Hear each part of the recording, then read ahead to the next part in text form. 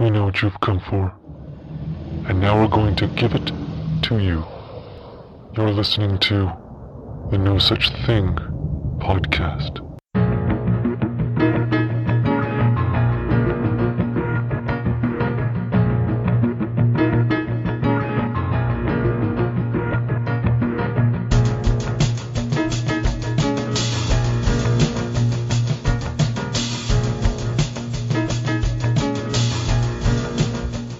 Hello folks, and welcome to another edition of the Talk Tank podcast. This is your host Cornell, and this week we're going to be doing something a little different. I was up in Poland, Maine over the weekend, and I was joined via Skype with two of my old friends from Northern Ireland, and we covered a lot of subjects. We spoke for 4 hours and drank a lot of beer, and basically after about 2.5 hours I decided to just cut it because it became kind of sloppy. So anyway, I got 2.5 good hours out of it, and I think it went pretty well. And we covered a lot of subjects. We covered Brexit, punk rock, the Bible, David Icke, Northern Ireland politics. I mean, we covered quite a lot, but we also joked around a lot. And I hope you don't get offended, but some of it's, you know, we joke around a lot in Northern Ireland, and us guys growing up, we were always anything that offends you in here is us joking, so don't take anything too serious, apart from when we're talking about serious subjects. So, anyway, I hope you enjoy the show, and a special thanks to Buck Egypt, past and present members, for providing the intro and outro tracks. And hope you enjoy those, and I will have a link to their website in the show notes. See you on the other side.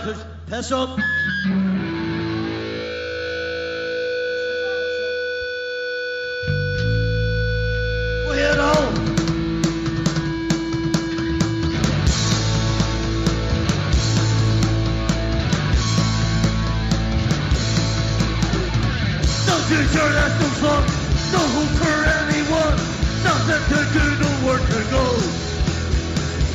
There's nothing in our time, boards up, closed and done, but do you ever listen? No! It's all again, oh you're on the bloody ship, left or right, no next no one to me. Look what you've done, oh you couldn't fucking run, piss up in a brewery.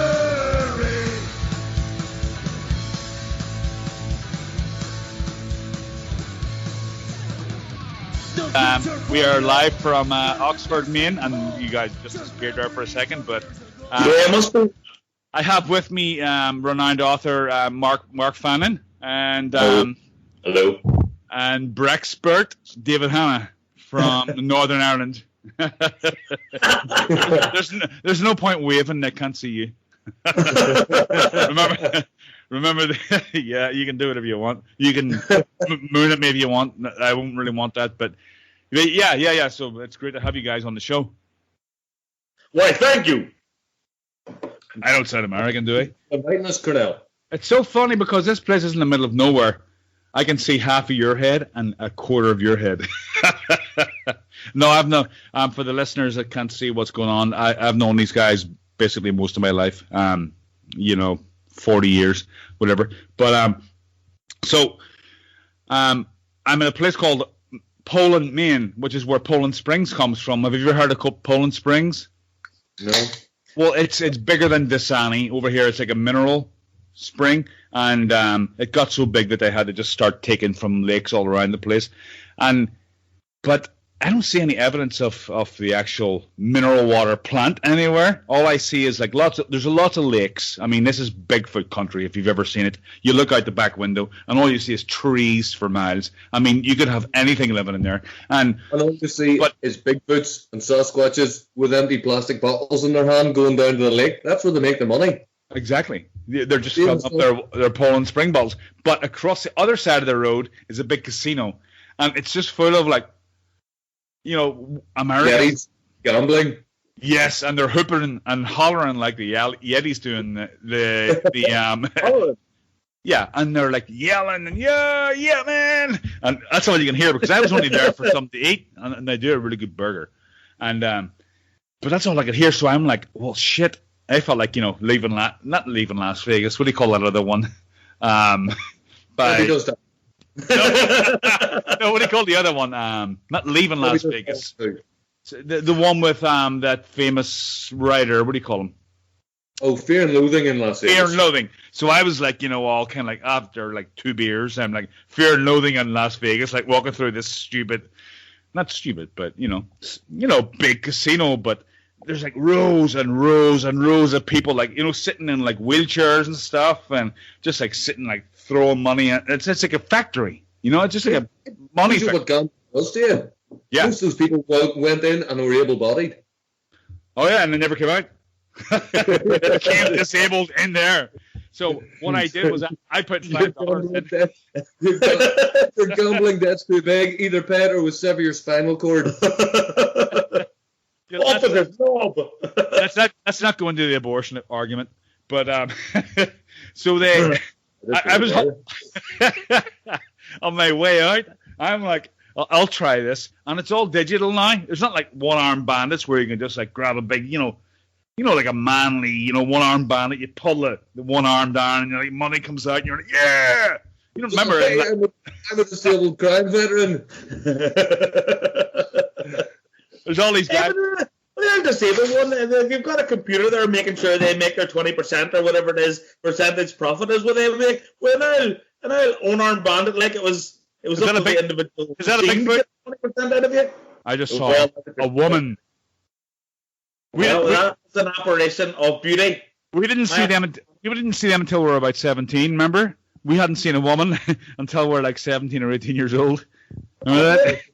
And then even then, you thought you had a staple in her tummy. I still thought it came out of their belly button. So it took 3 court cases before you were corrected on that. I know I'm still on the registry. So I put $5 in, and I'm like, and all these lights started flashing. Bet up, bet down, do this, do that, and I'm like, you've got to be like a friggin' rocket scientist to operate this thing. So I just lost $5, and I just took it, and it said no credits left. I'm like, what did I do wrong? I'm like, I'm out of here. I'm going back to my hotel across the street, which I couldn't walk to because it's too cold. So I'm like parked in the parking lot of the. Is it freezing? Oh, it's freezing. Well, there's a wind. It's not as cold as it usually is this time of year, but there's a bit of a wind, Like, what do you mean when you say cold? Like, when all that stuff was going on, I taxi and I said, are you getting all that minus 30? And you were all, no, it's only minus 17 here. Yeah, so yeah. Is it cold? It hasn't been that bad this year. I mean, it hasn't been as bad as other years. There's some years where it's like it hurts to stand outside and fill up your gas pump. You like put $2 in and it's like, that's enough. And then you're back in the truck. And you got to put gloves on just to get out of the car and put petrol in your truck.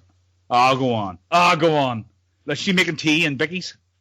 Go on. But she's actually putting out lovely Doritos. I hate Doritos. They smell so bad. Doritos. Eva's made us a lovely salsa and what is that stuff over there, Julie? Like guacamole. Yeah, salsa and guacamole. I like guacamole. By the way, Dave's wife, Julie, is in the background. Doing women's work, which is great to see in this day and age. It is great to see. She's taking her. She knows her place, and she's I am so going to knock your balance then. No, but my wife says the same thing. She's like, there are men have their place and women have their place, and they can intersect and they can do each other's things. But women are really good at some stuff, and men are really good at some stuff. But they can also, interchange. That's fine. We can all agree with that. I think so. What do you mean by interchange? Like, well, women are better at looking after kids, but I love looking after kids. But women are naturally better at it. Men are better at, roofing. Women, I'm sure, roof, but men can deal with it better because it's just I don't know. You're very thin. I know. I'm not saying anymore. Cornell is raising a very interesting point because there's all these polls saying that, yes, Like Women- people from Poland. Yes, Poland Springs. Oh, yes, indeed. Yeah, saying, yeah, Oh yeah, we need, I'm a Poland Springs tonight. It's really good. we need 50% representation. We need 50% representation of women as CEOs on boards of companies. We need 50% Ireland of judges being women. At what point is anybody saying we need 50% of women doing bins and refuse collection? Exactly. Yeah, we need 50%. We need 50% of women down the sewers cleaning shite Yes. out of the sewers underneath Davy Hannah's house. Yes. You know. I wouldn't take that job. It'll be I mean, that's hell. That's like Hellraiser. I'm all for equality. It should be equality of opportunity, not equality of result, because that happens naturally. Equality of. One more for Ted. We maybe go think about it. Get in there, babe. Well, that's what they say about when you go to the Norwegian or the Scandinavian countries and stuff. The outcome is almost exactly the same, where women are 80% nursing and 20% engineering and vice versa. It's actually the results in Scandinavia are actually skewed. It's actually exaggerating the gender gap in Really? Scandinavia, even though they've tried to make everything equal as possible. What do you call the guy at Jordan Peterson? Peterson, that's the very Yes. name. Yes. I love Well, funny now, I went across to Scandinavia whenever I left my first place of employment. Julie and I took a long week in, where was it, Jules, we went to? It was a dreadful job Dave had as his first. Gothenburg. It was a dreadful job Dave had as his first place of employment. He was a ringer-outer for a one-armed window cleaner. And his second job was Belfast. Translations will be added below. He used to lead the blind monkeys out for a shite in the mornings. I was a draftsman. I opened the windows. No, we went to Gothenburg. Something my dad say. We went. My dad said he was so bad at boxing he had a handle on the back of his pants. Yeah, I've heard that joke. I've heard that joke from Joe. Yeah. Oh yeah, everybody. So the rat could pick him up again. But we went to Gothenburg, and that was actually one of the things that that actually struck me. I remember at the time was that Julie and I were out early one morning on the King's Plan, baiting about looking bracky, and I noticed that the refuse collectors, there was at least 2 of them were women, and that's not something we see at home. And setting aside what Jordan Peterson's saying about equal opportunities isn't the same as equal outcomes. But I, from my limited experience of Scandinavian countries, I noticed it was, it struck me as being different than what we have at home, because we don't often have garbage collectors at home. You actually did see more of a representation of women in the workforce as opposed to what I saw Peterson women saying. working for the council lifting the bins, and you just don't see that at home. He was out bin hooking. It was bin hooking in a different country. You know what? That's not even funny because we did that when we were kids. I've been hooked. I was called Stick of the Dump in school. Remember? I still That wasn't am. because of that was just your general hygiene. No, but I did. I'm still the same. I'm like a magpie. I see something shiny, I go for it. Like Americans throw out freaking treadmills on the street, and some of the stuff on the street here. It's like when I first got here, I'm like, gee, I could furnish a house with the stuff that I find on one street. Yeah. Why not just cut out the middleman and just live in the street? That's what a lot of people do. That's why there's so many homeless here. Yeah, you won't just fucking, just lie on a mattress that somebody's thrown out. Only he's green. Instead of board. Is it you'd be like Oscar the Grouch living out in the streets? Only you'd be green. Oh yeah. Well, I am kind of green, Finian. Explain to your American listeners what that exact pejorative term means. Well, a Finian is kind of like the N word for Catholics. Only the actual origin of it isn't that offensive. It's like some kind of Irish rebel, right? I'm not too sure myself.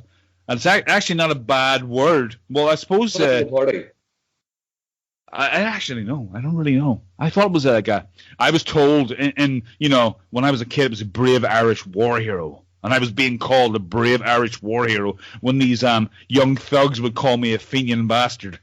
So I should be proud. Warrior.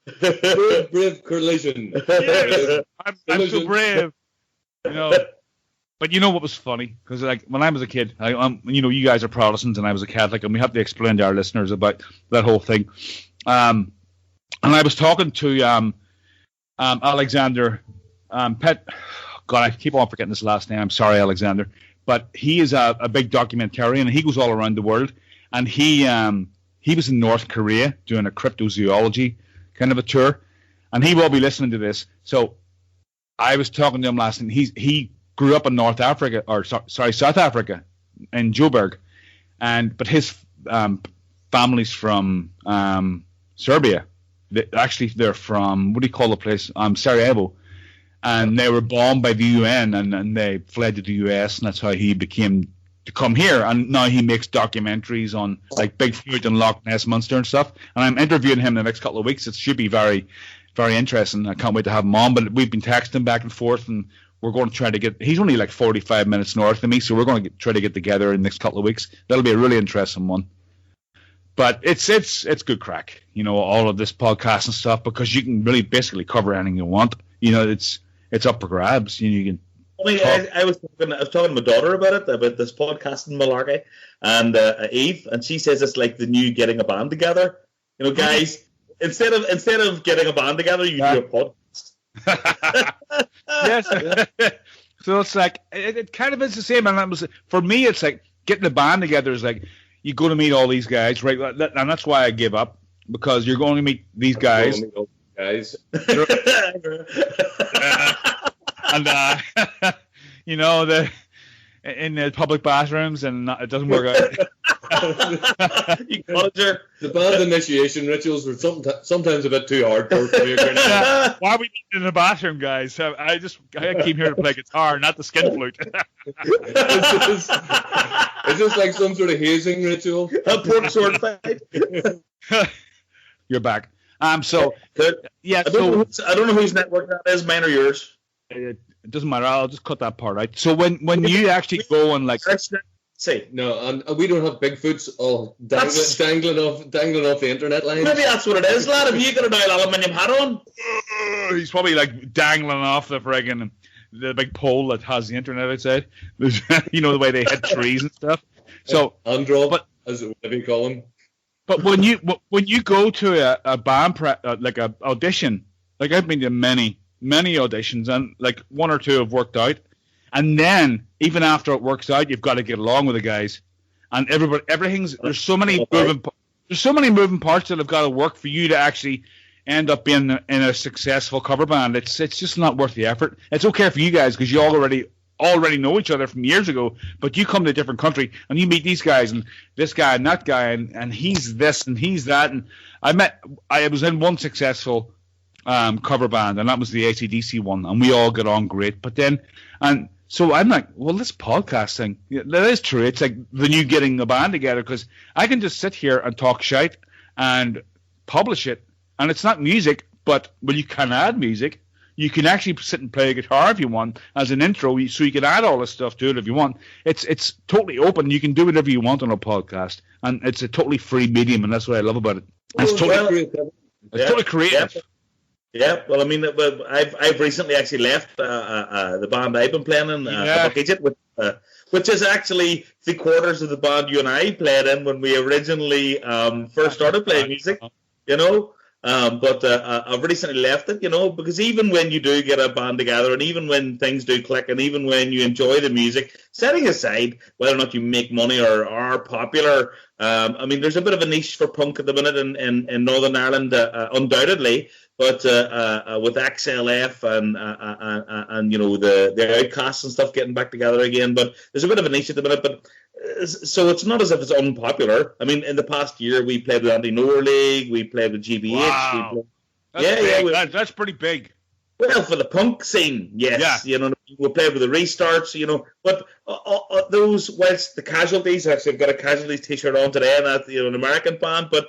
The bottom line is that whilst you may have those degrees of success and you may have enjoyment and you may have all those things, after 6-7 years of doing it, it was just time for a change. So even with when all the things come together, you know what I mean? Creative individuals as we are, you know, you just sometimes just need to move on and try something new. You can be riding the crest of a wave musically, but if the people you're playing with are a complete pain in the conkers, you know, Dave was telling me some. That's what happened here, though. That he was just it was time for a change for him. But I know what you're saying. Like, you know, when the stress overshadows the pressure, you know, when I can't keep my mouth. You know, I was once in a cover band years ago, and it came to the stage where after a gig, the guitarist came up to me and said, "That was an absolutely phenomenal gig," and I said, "Stop talking to me. I don't like you." Really? Yeah, it's time to leave. Figured that was possibly a little insensitive because he was a really nice guy, but I didn't like him. And you know. Yeah, well, I suppose that's when you get a group of men together, without being too patriarchal about it, and setting aside our japes earlier on. You know, when you get a group of men together, you know, each of those men has to take a certain role in the band, and you know, there's always your alpha males, and there's always your guys who are the glue, and there's always the guys who sit back and are passive, and you know, so even when you get that mix right, you know, it still will get to the stage eventually where, unless it's moving forward constantly. I mean, even when we hear the big bands you know what I mean, the Eagles and stuff, you know, he made it sort of thing, you know, even those bands, when you see the biops that they put out sort of thing, you know, and watch the documentaries and listen to the interviews, it was far from plain sailing. And it's all bitching. Yeah, well, that's more often than not, their success carried the band across because it was your career. You were making so much money, you couldn't kick it into touch. Whereas we're lucky in the respect that local musicians having fun, playing decent gigs and getting a bit of crack, you know what I mean, we still can, you know, we don't have such a pressure of making so much money that you know, that you have to keep it going no matter what, you know, because it's your hobby. Yeah, but then you compound that and you understand what the big bands actually go through, because we appreciate that sometimes tensions rise in a local band. For the big bands, they're living with each other 8 months of the year on tour. Oh, couldn't you imagine? In a tour bus, can you imagine living with Davey and Hannah in a tour bus for 8 months? Feeling the wrath and all. You know, and him not getting up until like 9 o'clock in the morning, and you have to be somewhere at 7. That would drive me nuts. I remember like when we were kids, like, you know, I would be like on a Saturday morning, and it'd be like, you know, I don't know what time it was, like 8 o'clock. I'd be like, Davey, come on, let's go. I want to play. Let's go. We're ready to go. And Davey would be like, oh, I've got to get my breakfast. And he'd be like eating his breakfast. I'm going to put my socks on. And then he'd put his socks on. And I'd be like, just like so full of anxiety. I want to play. Then he'd realise that one particular sock that he'd put on was one that he'd used the previous evening, and he had to take it off. Had to take it off. Just foot. It stuck Nellie's face in it, and then he'd have to go and clean out the pigeon shed, and it's like, you know what, dude? I'm going to play with Mickey Quill. or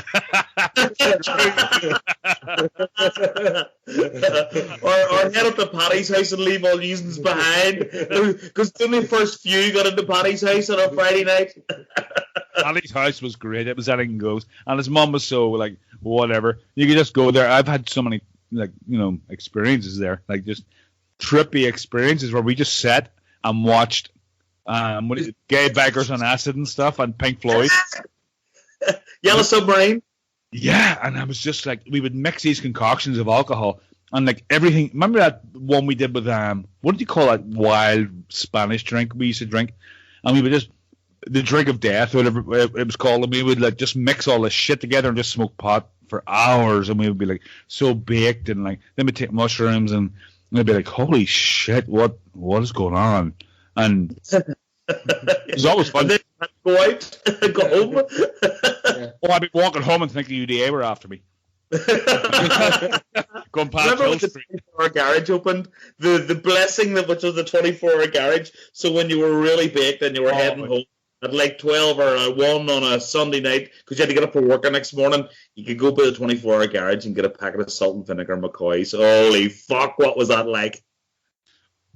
On a side note, before we get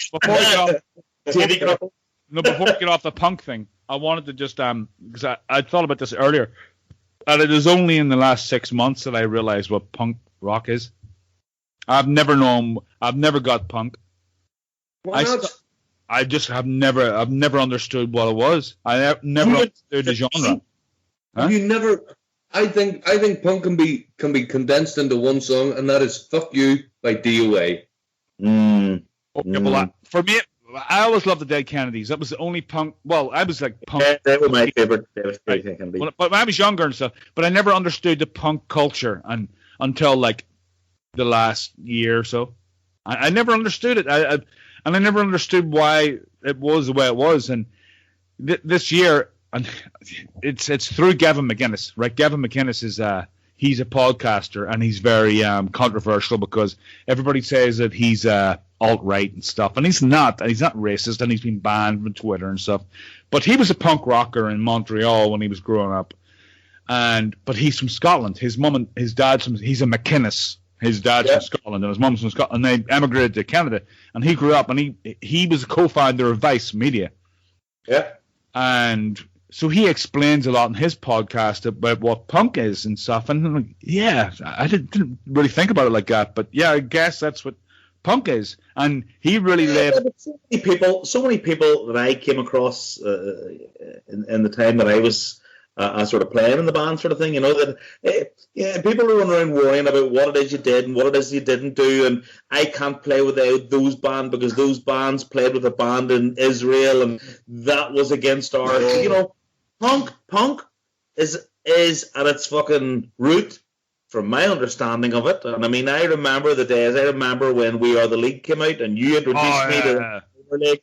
And I remember when the Dead Kennedys were the Dead Kennedys. I remember all that stuff, sort of, Punk is basically about saying, fuck you, I do whatever I fucking want. So, if I'm playing in whether it be I'm not saying I am, but if I'm playing in a skinhead band or you're playing in like a right-wing band or a left-wing band, whatever, I fucking do whatever I want to do, sort of thing, and punk was always a broad church. I mean, when you look musically, setting aside the political bullshit, when you look musically at the likes of the Damned, and then you look at the likes of the Cult, and then you look at the Anti-Noah League, and then you look at Cockspur and the Cockney Rejects, and then you go and then you look at the thrash punk, you know what I mean, your Restarts and so on and so forth. I mean, even like Motorhead were welcomed. And punk's a very musically. They never said they were metal. Lemmy always say they were punk, and I always thought he was just being a fucking contrarian until I actually sat down and listened, and I'm like, actually, he's right. It is kind of punk. Yeah, but I mean, even when you look at the 50s stuff, like look at the B-52s from America, a lot of that stuff that came from America, the Ramones and stuff like that. Oh yeah. Well, Ramones is Australian. Yeah, musically, the punk was a huge, broad church. But when you start bringing, as with everything, you're bringing politics and bullshit into it, people start getting into cliques, and you can't listen to this because he said that, and that's all fucking bullshit. Well, you know that Trump is kind of punk now. You know that it's quite simply. Quite simply, he's totally punk. Yeah, I mean, all you need to do is look at his hair and his small hands. Well, but this is the whole thing about what was I going to say? The reason why I didn't like punk when we were teenagers, and I will lay this out for all of our listeners, is because when we were growing up, our surroundings were crumbling around us, right? And everybody was into punk, and I wanted an escape. And my home life wasn't great either. And I had a great upbringing. I had great friends, and my grandmother and grandfather and all my aunts and uncles. But I always wanted to escape, And I did it through music, and that's why this whole Man of War thing and all really struck a chord with me. And because it was like, Valhalla and, Iron Maiden and stuff, and it was like, the Second World War and shit. I didn't want to think about the grittiness of punk. And when I went to Rochdale and stuff, it really hit home for me that it was like, this isn't a place for me. I don't really want to be here. I want a fantasy world. This is too dark and stark for me. And that's why I never really got the whole punk thing. But now I do. I understand what they're saying. I still don't really, embrace it, but I know what they're saying. Yeah, but I mean, like there was stuff that was done in punk that was groundbreaking in its own right. I mean, personally, for sure. I mean, it's all opinion, but personally speaking, there's a lot of the stuff that the Dead Kennedys did, which I personally thought was just a wow. It was just, I remember Buzzbomb. I remember, you know what I mean? I remember Lester into Landlord, and it was just old rock and roll, but it was fucking brilliant. Yeah, but what the Dead Kennedys did was essentially performance art. It was. Jello Biafra was a performance artist. Oh, he's sensational. Don't necessarily agree with what he does, but you just got to doff your cap at the genius of the man. Absolutely. Because what it is it's basically bringing the absurd. It's like Bertolt Brecht, the old German absurdist playwright. He's basically introducing that into music. Giving 2 fingers, or in America, 1 finger, to everything that people hold dear. Yeah, 2 fingers over here. They came from the roots. I want 2 sugars in my coffee. That's all I need. But those bands came from the roots. I mean, when we were young and when the world was young as we knew it, sort of thing. Dead Kennedys was new and it was crazy and it was where I wanted to go. But because we've got old, we harken back to what we knew as being awesome them days, sort of thing. But there's stuff out there. There's stuff those roots that all of those bands came from. Those roots still exist, and those roots are still happening. Live music's happening now. There's a band in Belfast called Madhouse, and Billy from Madhouse is a madman. He's jumping up and down, and they're Psychobilly, and play with a double bass. And I love them. You know what I mean? So when you go out, there are people out there playing for nothing in 2-bit pubs that are fucking brilliant, sort of thing, and nobody bothers because they're sitting at home scratching their balls, being old, and listening to the Dead Kennedys. And I get that because you just did the upper class English thing. Are you? You ever see the upper class? The upper class English do that? I shacked up with punks. I know your face. I know your face. I know your face. Are you my gardener? Farquhar? Yeah, it's like they talk about that. It's like the English have this whole thing, and it comes from some king. I can't remember what king it is, but it comes from some king that started this trend, and then all it's like a transatlantic accent. When you watch Breakfast at Tiffany's, and everyone talks like this. Could you please fetch me my champagne? And they have this. Maybe I'm not doing it right, but they have this accent. Yeah, well, maybe Indian. Buttering it. But they have this. But it's like the people from Moira sometimes, and they talk with the. I'm from Moira now. I know, but you don't have the accent. But there's some people from there, and it's totally wild. It's really wild, and they talk like this. I'm like, what? That's like English. They talk like. I think I was just the person you met, lad. Oh, it's a thing. It's a thing. And Paisley with his. Remember that whole thing? And that became a thing, right? Among Presbyterian, Orange Order Protestants. And it's almost like I don't know, I'm sure, what do you call that bloody left-wing talker from Lexington, Massachusetts there? What do you call him? You would know him. He's a Jewish fella, and he speaks out against Israel. Noam Chomsky, yes. And he what was I saying? He's a linguistic expert, so he would be able to tell me why that is. Why people pick up on these linguistic tics and they run with them in an entire culture. It baffles me sometimes, and they do that in Northern Ireland so much. You hear people from Northern Ireland and they don't sound like they're from Northern Ireland. They sound like they're from friggin', somewhere in England. That's because we in Northern Ireland fucking hate being from Northern Ireland, so we're quite happy to sound like we're from somewhere else. that brings me to my segue, and it's so strange because people love our accent, and I hate it too. And people say to me, "Oh yeah," and I'm like, I was saying to my dad the other day, even bums in the street in America are articulate. You ever see him like on TV when there's a bum on the street and he's been interviewed about this woman that was kidnapped and she was rescued. And, hey man, and then like he's like a total destitute. Nobody can have that. Yeah, and he's like, yeah, man, I grabbed her and I took her up by the hand and I would walk, and like, yeah, man, and they're like so articulate about everything. And my dad noticed this too, and my brother noticed it. And like, why is everybody in America, even the lowest of the like people that aren't educated at all, why are they still articulate? I'm like, because they don't have that thing that we have, that we hate our own accent, and I think that's because we've been suppressed, right? Even though repressed? No, repressed. It's an internal thing. Okay. Yeah, no, that's just my opinion. But again, to take your point, I'm always repressed. Okay, I like it. I always take everything with a pinch of salt.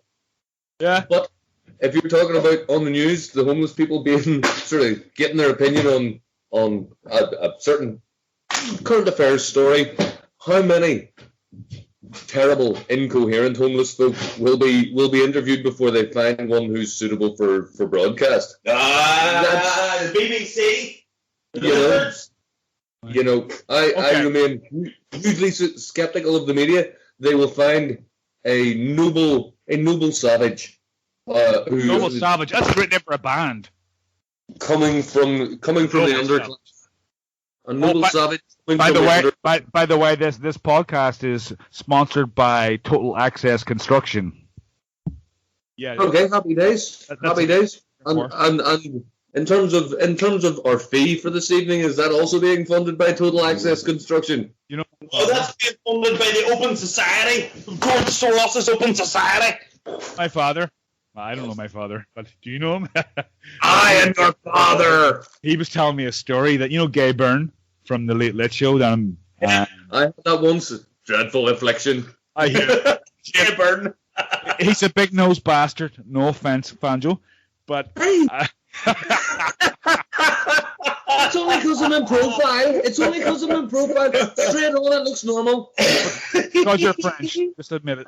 Okay, so my dad said that Gay Byrne, well, this very famous, not famous, what was this story? This girl that he knew, he knows Niamh and all them people from the Eurovision Song Contest and stuff, but, and I'm going to totally butcher this, but they invited Gay Byrne and his wife to their wedding reception at his home in some really rich place in Dublin. And not Niamh, but somebody Niamh knew. And then she married like the detective of Dublin or something like that. I'm really butchering this, but I'm going to tell a story anyway. About a few weeks later, they got a bill in the mail for £3,000 from Gay Byrne and his wife. Gay Byrne was $2,000 to appear at the wedding reception, and his wife was $1,000. And that's the way. That's the way the rich people work back home. The rich people are bad here too, but there's not as much of a class divide back here. There really isn't. There is a real admiration for the hard-working man here. And the American people is often described as the American nightmare, but at the end of the day, it is as it is. If you put it in the effort, and you have the talent, you will get through. And people call it white privilege, Fanjo, and I'll tell you what. Okay, yeah, white privilege, but if you go into a job and you price it, and you look like you've been on doing heroin for 3 days, and you're as white as a sheet, and you're as white as anybody, but if you're going in there and you've no decorum, and you don't look trustworthy, and you don't look like you can do a good job, the white people won't hire you. It's something to do with whiteness. That's fucking obvious. That's not racist. That's just obvious. Well, that's what I'm saying. It's nothing to do with white privilege. It's like the reason why people might say that, oh yeah, I'm doing well, and I get most of the jobs that I look at. I get 99% of the jobs that I look at, not because I'm white, but because I present myself and I sell myself well, and I'm trustworthy. Plus, being Irish and having an Irish accent isn't bad either, because people naturally trust you. Because you're known as hard workers, just like the Polish or something. with most of your clientele being lonely widows and divorcees, that doesn't harm. All you need to do is just show the tip, and they're sold on you, man. No, but I'm going to send it. But what you got to do is how do you like this for a quote? But you can say that about anything, lad. Perception is everything in all walks of life. Well, yeah, it's not just racism. That's what I'm saying. That's my point. It's not all racism. It's not just like I go into work, and if somebody starts talking about a black man and using the N-word, everybody's like, what? You know, they're like, you know, rolling their eyes, and like if somebody starts using the N-word around most of the guys I know on a construction site, they'll just think he's an idiot. You know, like there is racism, but most people aren't racist. The reason white privilege is a keyword and a buzzword is because of the fact that there's a grievance industry around it. People will write about white privilege. Did you see any of the articles about the New England Patriots just prior to the Super Bowl? Why it's okay to hate the New England Patriots because they're too white. Really? The number of articles, blogs, podcasts, which were basically saying that white privilege is a thing. It's an entity. It exists, and therefore it can be inverted and turned into hatred. You know, fuck me. That's just a complete inversion of everything that civil rights and equality is supposed to be about. Okay, well, let's get into that. Let's get into the Covington thing. Okay, Dave, you can speak next, but I got to go pee. Okay, and then remind me, Fanjo, because I will forget about the Covington Catholic thing with the Native American. Because Catholics? Yeah, Catholics are different over in America. They're actually privileged. let me go for a pee, and I'm not going to pause this. I'm just going to let it run, then I'll edit it out later. Hold on 1 second. Hey, Dave, did you hear about the time Cornell bucked that cat? He's such an animal unfriendly. I don't know. I heard that time. Remember that time you were down at the Lagan and he found a frog and he got a straw and he blew up the frog's demon and inflated it. And then when it was a full inflation, about the size of a hot water bottle, he stuck it in the end of his lab. We were just like how cracker a guy you were. Yeah. Oh yeah, I know. I'm going to play it back and I'm going to listen and I'm going to come after you in your sleep. You know, like Braveheart, where he comes in after him with a horse and stuff. Remember that with the big ball chain? You'll wake up one night, Dave, and you'll see me with a big horse on top of you, but not on top of you, but with a big ball chain. Are you telling me I'm going to wake up someday with you horse and me? Basically. I didn't want to say it that way. I'm suffering rectal discomfort. Feel the rock.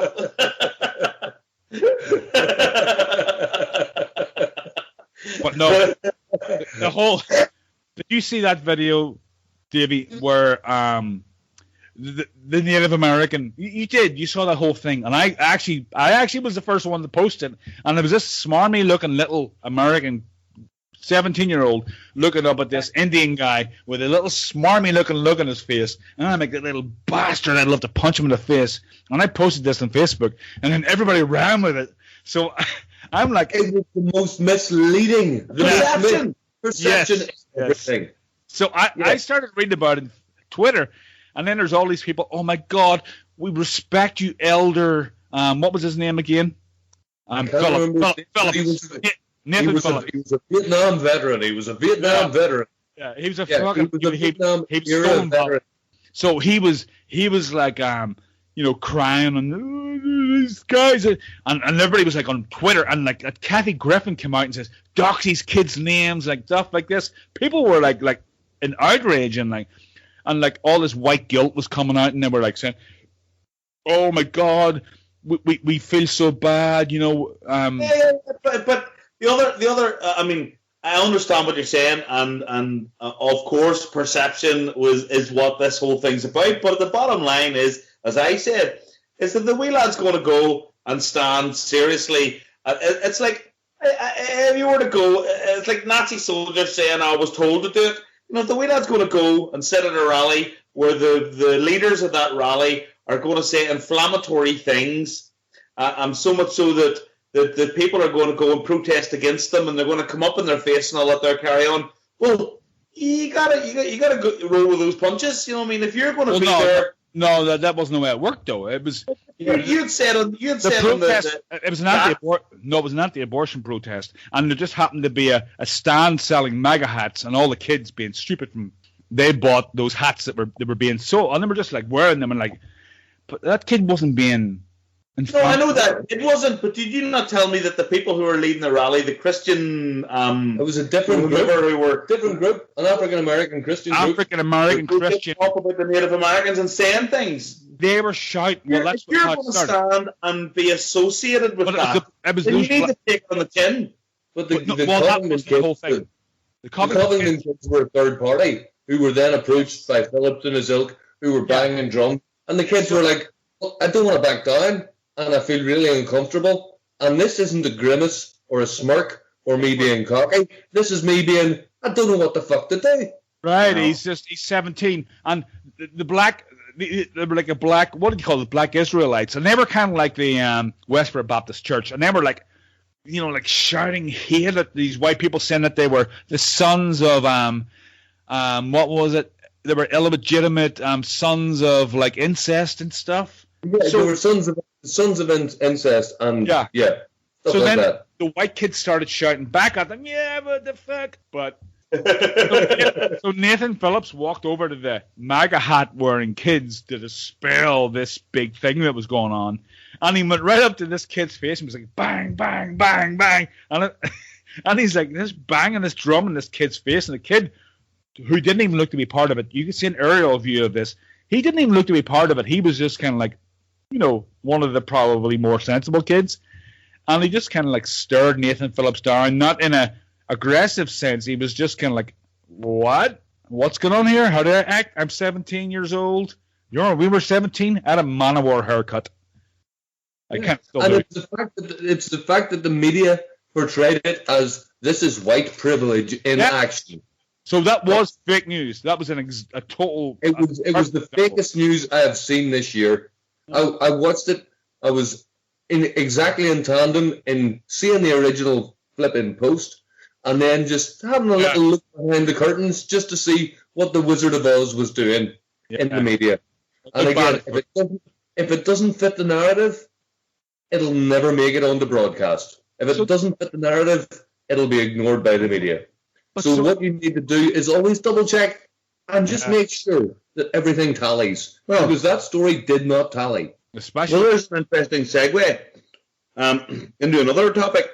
Okay, from go the ahead. perspective of perceptions and what the media attempted to portray, whether they did or they didn't, I don't know. I wasn't there, but no matter what it was, what we're saying the media attempted to portray.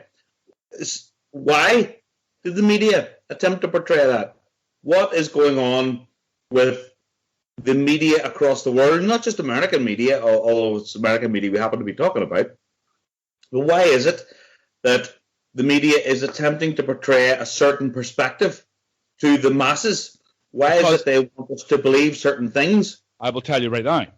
Because the media are relying on Twitter. If you look at Twitter, and if something goes down, you will have these Fox and CSNBC correspondents asking people on Twitter, can they have permission to take this information that they have gained from being on the scene? And Twitter is based in Silicon Valley, which is in San Francisco. Yeah, well, that's one reason. That's a machine. Well, what you're suggesting is a machine of social media whereby media go on, whatever's trending, then we're going to show that because that's what people want to watch. So the people in the social media crew, potentially have a power to be able to influence the media. Of course, the other people that have the power to influence the media are those in control of the media. Well, look at who's in control of the media. No, sorry, this is a bit of a distraction. The media is controlled by liberals, which is as it should be, because by its very nature, liberalism demands voices from every side. But the nature of the liberalism which exists today is that it's our version of liberalism or complete silence. Yep. Huh. You know, if you in any way reject or condemn or criticize, I mean, for example, with the Covington story, how many of the mainstream media outlets actually retracted their initial perspective of the story, that this was white privilege in action? I don't know. None of them. None of them. You know, at one stage, the kid, one of the some interviewer, the young kid, carried out an interview with him, and he said, "This is the worst thing that's ever happened to me." The media's blown it out of proportion. They showed the wrong thing in the wrong way, which has completely denied the truth. And all the people did was respond and say, "This is more white privilege in action." Basically, liberalism is about all voices being heard. A real liberalism. The liberalism which occurs in the media is it needs to be the right kind. It needs to fit the narrative. And the thing is, with the narrative, you look at demographics, you look at populations, you look at the individuals who exist in the world, and in particular in the developed world. And they're not reflected in what we see, in what is being depicted, particularly in advertisement. Advertising, that's to do with aspiration. We are being told what we need to be, what we need to have, and what we need to want. And advertising is showing a completely skewed version of reality. Soaps are depicting a completely skewed version of reality. Yeah? Soaps? Yeah. As in like sitcoms? Soaps, sitcoms, everything. Right. Mainstream media is projecting a skewed version of reality, which we are expected to aspire to, because it's part of, and I'm not being David Icke here. I'm not saying that lizard people rule the world. We'll get to that. Get there. All I'm saying is there is clearly an agenda in that if you, at any point, disagree with the dominant narrative, you're silenced. Not as in assassinated, but just you're projected onto the sidelines. You know? Absolutely. The news, you will never make the news. On the BBC, if they're interviewing a child about their GCSE results, they will ask a Rashid or a Mohammed. They will not ask a James or a John or a Sarah. Mm-hmm. That's just an example. Absolutely. Why? It's come full circle then, because why have the BBC are now like being, you know what I mean? They have like, they won't. I don't know. It's obviously worse over there than it is here. The BBC is. I don't know about that, Colonel. The BBC is basically the voice of a 22nd century that will be unrecognizable. Yeah. But it was always like conservative. The BBC. No. No. The BBC. The BBC. It used to be. It used to be in the 1930s when people were saying Winston Churchill has risen to power. We're going to fight the Nazi menace. And quite rightly so, because it was a time when it was a unified country. It was a country that basically had simple principles. You were either a conservative or you were a socialist. Now, basically, it's, for want of a better word, it's a multicultural, multi-belief system, multi-system nation. Which is okay. Well, which is okay, but... Well, there's nothing specifically wrong with it, but when you force, there's absolutely nothing wrong with multiculturalism, and there's nothing wrong with having good neighbours, and there's nothing wrong with being nice people, and there's nothing wrong with any of that aspect of things. But when you force things to happen, that, for example, I mean, we'll know that the talk of globalists, and we're talking about liberalists, and what liberalism should be. But the truth of the matter is that the rise of what we now call neoliberalism, and it's a bit of I don't even know what that is. In that you will follow this liberal agenda, or you will shut your mouth and you will not be heard. So, for example, the character assassinations. Well, the Rochdale thing where the Pakistani grooming gangs. Yeah. Nobody mentioned that. Nobody raised that in the papers. Weird. Only Tommy Robinson. Tommy Robinson was jailed and put in solitary confinement. Well. Tommy Robinson is a particular. You need to go and research Tommy Robinson yourself and make your own mind up. Personally speaking, I think he's a wee bit too right wing for my liking. He's a good example. A good example of what you're trying to say, to my mind, would be Nigel Farage. Nigel Farage is absolutely maligned in the media as being some racist twat who doesn't know what he's talking about. Oh, I thought he was. No, if you go into the European Parliament and look at the speeches that the guy has made, I mean, I've watched them at length, sort of thing, and a lot of people who do or don't understand Golden Screen. Who do? Yes, absolutely. Sorry, Cornell. I need to take care of some business, and then I'm going to make some golden screams. All right, golden screams. What's golden screams? It's alcohol. Yeah, man. Yeah, man. But anyway, as I was saying, he has been particularly maligned by the press because the story that he's telling people is not what they want us to hear. And they show that Trump all the time, that picture where he looks stupid, like they do with Trump. Well, they do that with everyone, absolutely. They do exactly that with Trump, sort of thing. Now, personally speaking, I believe they're two very different people. I know that they politically are somewhat aligned, but I think they're for two very different people. Personally, maybe, and it's only my view of Donald Trump because, again, all we hear here is what the media tells us. But from what I hear here is there's talk of grabbing women by the pussy and generally being a twat. So personally speaking, my view of Donald Trump isn't very high, but I can understand why I might think that because that's all the media tells me. But I know for a fact when I go on YouTube is a very useful tool. I noticed that the EU have passed legislation in the past 2 months that will allow them to curb what you can upload on the internet. So they don't want us to be able to see the truth in certain respects. And of course they use the situations where stuff shouldn't be uploaded to pass these rules, and then they use them against things they don't want uploaded. But if you go into just simple speeches made by Nigel Farage as an MEP in the European Parliament, where he points out to them, the people of Britain have voted, setting aside whether or not you remain or leave, that's your perspective.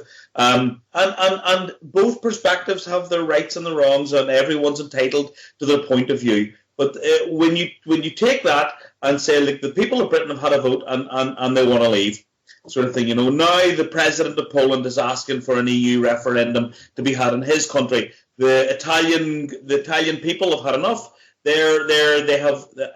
Because the people have no say whatsoever in what goes on in the EU, okay, they parcel up with some bullshit democracy.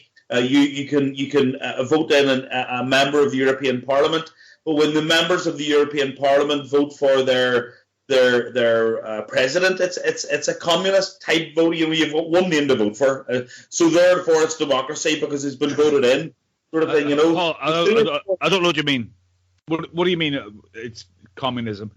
If you're communism, it's a euphemism I'm using, sort of thing. So when you are asked to vote for a president of a party or a president of a group you happen to be in or whatever, and your voting paper lands in front of you, and you've got one name to vote for, or maybe two, and the other one's an outlandish, ridiculous one, then it's not much of a vote, really, is it?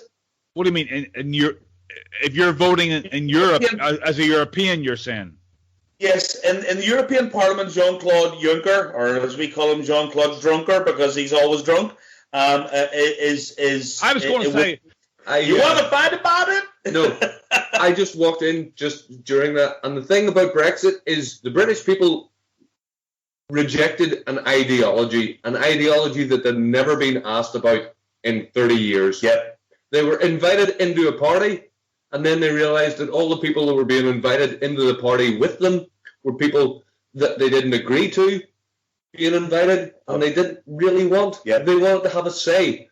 They were rejecting an ideology. They weren't rejecting Europe. It was a reaction against an ideology which had been imposed upon them. Yeah. What ideology, though? For our American listeners, what ideology do you mean? Okay. Well, for your American listeners, I mean, the very, very, very succinctly, the basic history is way back in the 70s or whenever it kicked off, there was a thing called the EEC. It was the European. The EEC was the European Economic Community. Right. And what it was a good idea, whereby the people of Europe said, listen, these borders are bullshit. After the Second World War, okay, this was a while after the Second World War, but nevertheless, these borders are bullshit. This whole thing's crap. Let's just be all nice and be good neighbours, and we'll not, So the European Economic Community was a single market as they know it today, so that there was no border protectionism. If I lived in France and you lived in Britain, I wouldn't charge you anything to sell your stuff in my country, and you wouldn't charge me anything to sell my stuff. No tariffs. No tariffs. That's a free. So that was the idea behind the EEC, and it took a lot of messing about. Well, however, that EEC developed. I'm not going to go into what my personal opinion of how it developed, but it developed into what is now the EU. I remember. I don't know what the specifics. Well, I didn't pay attention.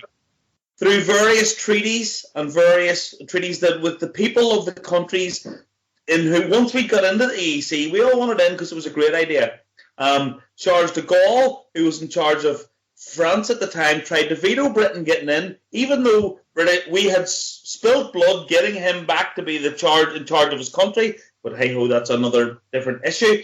Charles, they did not want us to be part of the EEC, so there was a bit of a hoo-ha. The bottom line was the people of Britain became part of the EEC. So once the EEC got up and running, the powers that be decided that this was a good thing, and now that we're in the 80s, right? We're in the 80s now. I think it was still in the 70s. I think we're still in the 70s, moving into the 80s. Right. And it was an idea of, this is a good thing, London was a financial powerhouse as the 80s began. Britain had taken avail of the North Sea oil, so the small oil reserves that Britain had was really paying dividends for Britain. Thatcher was riding on a high. Capitalism was really riding on a high in Britain, and as that kicked off, and as Britain was a financial powerhouse of Europe as it was at the time, along with Germany, who was a financial powerhouse, and France, who had a huge economy, those three main players, with the other members of the European community, decided, well, we need maybe a bit more. This is great. This no borders thing's great. This free market thing's great. What else can we do together? And, personally speaking, I still no issue with any of that. We can work collaboratively as neighbours for defence or whatever sort of thing, so long as the aspect is that we're working collaboratively as neighbours. But there were those in the EU who wanted more. So the EEC became, I believe it was first the EC, and then eventually became the EU, and the European Union. And the phrase that they use today is ever closer union. And what they intend for Europe is a European United States. So that it makes Ireland a complete joke, because we've been killing each other for 30 years in Ireland because I'm Irish and I'm British. But in actual fact, we will all be European. And eventually that is what their intention is for Europe, that there be no Germany, that there be no France, and no more than name. I mean, does a Texan believe himself, setting aside the South. There's still cultures in America, but... Yeah, I know that. But generally still have the culture. Generally speaking, American people, my understanding that the media portrays to me is that American people consider themselves to be American. Okay, they might be Texan or Alabama, they do. California, but they're American. First and foremost, they're American. That's what they want in Europe. And the peoples in Europe don't want that. No, of course not. I wouldn't say of course not, because there are certainly good things that could come from that, undoubtedly. But when the peoples want it, and the European or the political elite make it happen, that's a good thing. But when the political elite want it, and the political elite force that upon the people who do or don't want it, whether they fucking will like it or not, as Mark had said earlier on about liberalism and about shut your mouth if you don't believe what we believe, sort of thing. This is being forced upon people whether they like it or not. So there was a referendum in Ireland. There was a no vote, and then they were forced to vote again. and there was then a yes vote. I believe there's been at least 2 of those occasions. In Britain, there was a no vote, and there has been nothing but talk. Of course, talk funded, you could argue, by these liberal campaigns and the BBC, who talk about nothing but Remain, of the people's vote, as they're calling it. What they forget, it was the people who voted out. As Johnny Rotten from the Sex Pistols said, the working class has spoken, and I'm with them, sort of thing. So the people of Britain have spoken, sort of thing. And now the people of Poland are speaking. Their president is saying, I want an EU referendum. The people of Hungary have voted out their liberal government and voted in a right-wing government. So more and more and more... Well, no, actually, not a right-wing government. According to the liberal media, it's a right-wing government. Well, true. Admittedly, yes. In terms of what we were taught in school, to your good health, Colonel, we're just drinking cocktails called Golden Dreams. Cola. Cola, yeah. Budweiser Cola. What is it called? Budweiser Cola. No, what you're drinking. Oh, Golden Dreams. It's a mixture of Galliano, Cointreau. Oh, Galliano was the thing I was thinking about earlier. Yeah, Cointreau, cream, and orange juice mixed together over ice. Lovely. Yeah, undoubtedly. But as I was saying, what we in school back in the 80s were told what is right wing. Right wing is fascism. Hungary and Poland, they're not fascist, but the liberal media are telling us that that's right wing because they have concerns and they wish to address those concerns. Oh, and Che Guevara is a savior, even though he was. Those concerns are based around the fact that the Hungarian government, who were voted in on a mandate from the Hungarian people, the Hungarian government have said that they will not accept any immigration. They will not accept immigrants. Now that is as opposed to people who are genuinely, when they're fleeing from refugees. They haven't said they won't take refugees. They will not take immigrants. So far, they have absolutely put up their borders and they will not take immigrants. Now, the EU is so incensed by this that the EU have used an article of their constitution, which is not really designed for this, but they've used Article 7, I believe it is, and they have invoked it against Hungary to prevent the Hungarian government from voting in European Parliament votes. So they are so incensed by the fact that the Hungarian Parliament, the Hungarian people have said no, go take a wrong jump to yourself. We're going to vote our own government in. That they're absolutely turning against the Viktor Orban. Now, Viktor Orban, as Mark quite rightly said, I know. What is going on there? I keep thinking I'm falling. He's playing footsies with me. He's had some of that golden dream. He's getting a wee bit frisky. Anyway, so the bottom line is that the tide is turning. I mean, France, the yellow coats in France, they started off. There were fuel taxes imposed on France. As all of us people have found, there's more and more being required of the middle class, more and more taxes on the middle class. Meanwhile, that's all being paid for fucking billions of pounds are being, and they talk about it like it's chicken feed. I mean, at the minute, the Brexit negotiation is, it's like an agreement that will be forced upon a country who was defeated in war. The Brexit agreement, as reparations, EU is requiring £39 billion from Britain just to stay as part of the open market. And what does that actually mean? I don't know. Their market, their market is based on European rules. So if I make a chair in Britain and I want to sell that in Europe, right? Now it's the same for America. It's the same for everywhere. If I want to sell a chair in America, then that has to comply with American safety rules, obviously.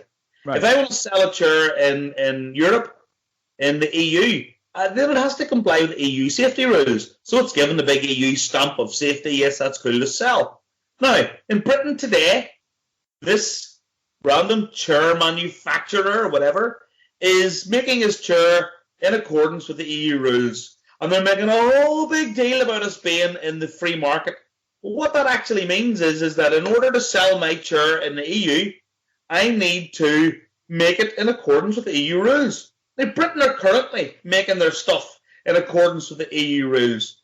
So if I wanted to sell my chair in the EU tomorrow, after I left Europe, why on earth would the manufacturers of Britain possibly decide, right, I'm just going to make this another way? It's not going to happen. We currently comply with the EU rules. They're telling our airlines that an airline pilot is only allowed to fly into any EU country, any airport in the EU, if the rules are that you have to be taught and get a qualification in EU piloting. I don't know what the name of it is, but EU piloting, and you have to have been taught that in an EU country. Okay, so right now, the pilots who fly out of British airports into EU airports have been taught those EU rules, and they've been taught them in an EU country, Britain. So tomorrow, or whatever day we leave Brexit, the EU are saying, because your pilots were taught in London, that is no longer an EU country. Valid. So despite the fact that they have been taught the EU rules, and they've been taught the EU rules in what was an EU country, and nothing has changed, and there's been no pilots going to suddenly go and do something mad, they don't follow the rules, so you're not going to be able to fly into our countries. So that's the sort of shit that the EU is pulling on us in order to punish us, because the bottom line is that the EU do not want, they cannot be seen for Britain to benefit in any way, shape or form from Brexit, because if they do, there'll be a Frexit next, France will walk, the Hungarians are up in arms, the Polish president is asking to leave, the fucking Germans will go because Merkel... Okay, hold on. So who is the EU then? Who is the central authority? Who is the Queen and... EU is a self-sustaining entity. But who is the head of it? What country here? The presidents of the EU are the presidents of the Commission, the presidents of the Parliament, and it keeps changing, right? It changes every year.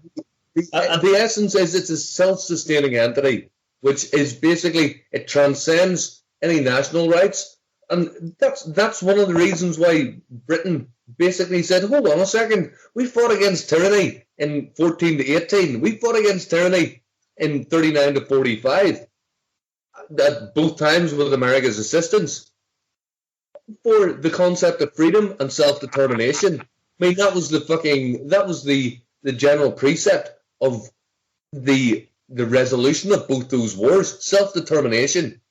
And with the rise of the EU, and also with idiots like Tony Blair and Peter Mandelson, and also Mandelson was the Secretary of Defence or something, wasn't he? He was Secretary of State for Northern Ireland. Or Northern Ireland, that's right. That's Mandy. Mandy, they called him. They both, in 1998, sat down with the head honchos of the Labour Party and said, and this is on the record, and said, this is what we will do. We are going to change the demographic of the United Kingdom to ensure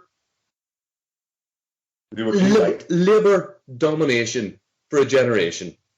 In the same way, basically, there is a term for it. It's invade the world, invite the world. I like it. They open the doors for Europe. So basically, anybody from Europe can basically walk in and take a job, which, to be fair, they have every right to do, and fair play to them, because it's showing initiative. But at the same time, there's enough lazy bastards sitting on their bums who could be doing a job, who are just claiming there's generations of welfare recipients back home. It's fucking disgusting. Yeah, but also, invade the world, invite the world. You create a crisis in a far-off land, you create a stem of refugees. Yeah, accept that flow. It basically changes the demographic, all of whom think, oh, Labour. Labour is essentially the Democratic Party of the United Kingdom. Big welfare, big government, yet nothing to do with, if you like, get up and go. So, Blair Mandelson changed the demographic. That is what Brexit is. That's what Brexit is a reaction against. Yeah. People saw what their parents, what their grandparents had worked and fought for, and thought, hold on a second, we don't have the self-determination that the First and Second World Wars were fought about. Yes. We're sacrificing everything to Europe, and we're seeing our communities changing, and there's nothing we can do about it, because anytime we raise our voice, we get accused of being like Tommy Robinson. Yeah. There's a difference. There's one of the things that the media play on, in my view, my opinion, is that there is a difference that they do not make, or they do not openly make, between immigration, between economic migrants and refugees. I would be the first person if I was here and the Irish government took over and they decided to duke the prods and they kick us all out. I would be the first person to say that. Look at the grin on Cornell's face. No. Well, who knows? But in a situation whereby I or any person, any man, any family man, any normal human being was under serious threat of danger, right, through the government's tyranny or whatever sort of thing, I'd be the first person to open my arms in this country and say, "Come on ahead, you're dead on over here." Absolutely. Come on ahead, or like, come on ahead. No, come on ahead. Come on ahead. Oh, come on. You're like, going to fight them? That's not what's happening. Only 5 years? Where's your mates? That's not what's happening. Where's your kilts? Under the veil of refugees, they're bringing in economic migrants. They've opened the doors to Europe. You've seen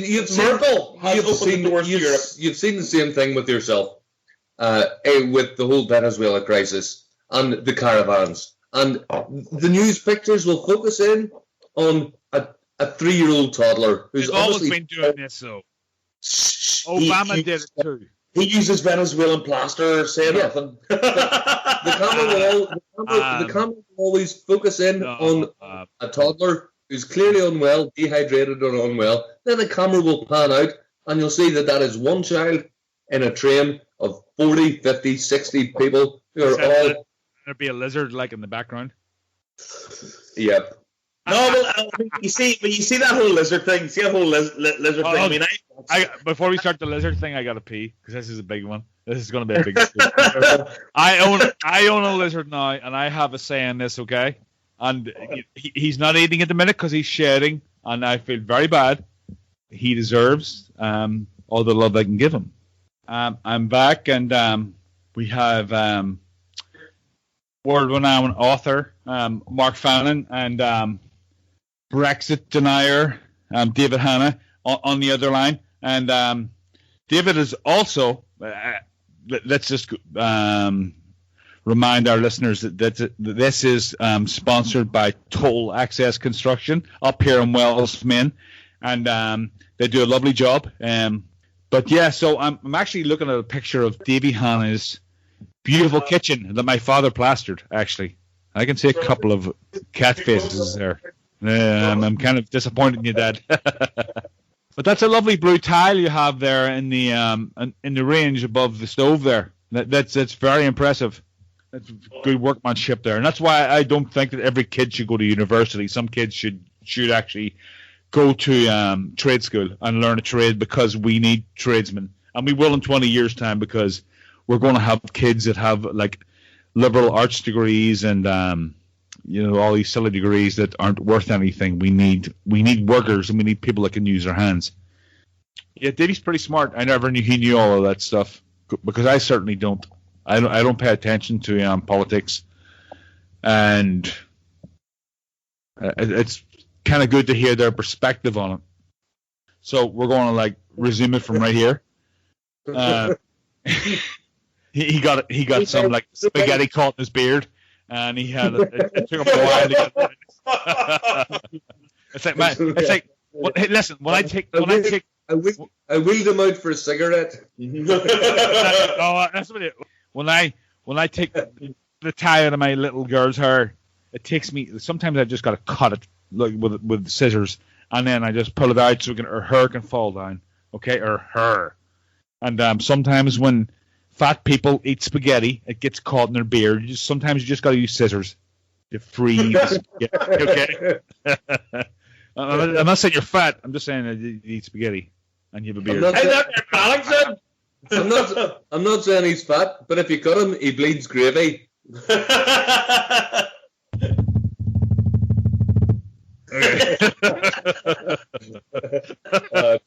So I did watch some I did watch some David Icke, and I will have to rewatch all of that schooling you gave me about the EU because you were always smarter than me. I was always stupid as a kid. Maybe it was ADD or. Glad you said that. Well, no, I was. I was kind of always. I was dumb. You know, I was a big like. But anyway, I'm just kidding. But no, seriously. But let's start the podcast from right here again. Okay, right from right here because we have to cut all of it. Because like I have people that I call and I say, listen, I'm a podcaster and I'd love you on my podcast, and you have UFO experience and you have Bigfoot experience, and here is the link to my podcast, and they will listen to it. Somewhat sensible. I have some. He does have spaghetti in his beard. Spaghetti in the beard thing is fair game. Okay, we can go over that. We can talk about the spaghetti in the beard. But the other stuff, we got to cut it out. Yeah, absolutely. So okay. You had mentioned about the Ike thing. Okay, so let's. We're not talking about Tina Turner and Ike. That's. But we are talking about David Icke, and I have watched a few documentaries with David Icke, and like different like Vice documentaries and different like independent journalists that have went to the Isle of Wight to actually interview David Icke. And I must say, and his wife's beside him. She's a lovely woman. She's sitting there beside him. And he always refers back to the Wogan interview where Wogan was a total dick to him. And I think we can all agree on that, right? Yeah. He wasn't very gentlemanly about how he approached David Icke after his spiritual experience. And I think what happened to David Icke is he had some kind of a spiritual awakening. Now, whether it's genuine or not, I don't know. But a spiritual awakening is an intensely personal thing. Exactly. The rest of the world need not be able to comprehend it, and most of the world doesn't have the ability to comprehend these deeply personal. Which is why he shouldn't have went on Wogan. Yeah, because Wogan's the epitome of just at the risk of alienating some people who I know who are subscribers to the Ike thesis. Yeah, sorry, it's not real. That's my perspective. You don't think so? I'm an academic. I'm a writer. And everything I do and write is based on research. And in Ike's case, sorry, he's building sand castles on the shoulders of giants. You think that David Icke is a fraud for money and he's just making a living? Maybe believes it, but it's not real. I would be of the opinion that he's doing it for money because there are a lot of gullible people in the world. But what he believes is not real. But does he believe it?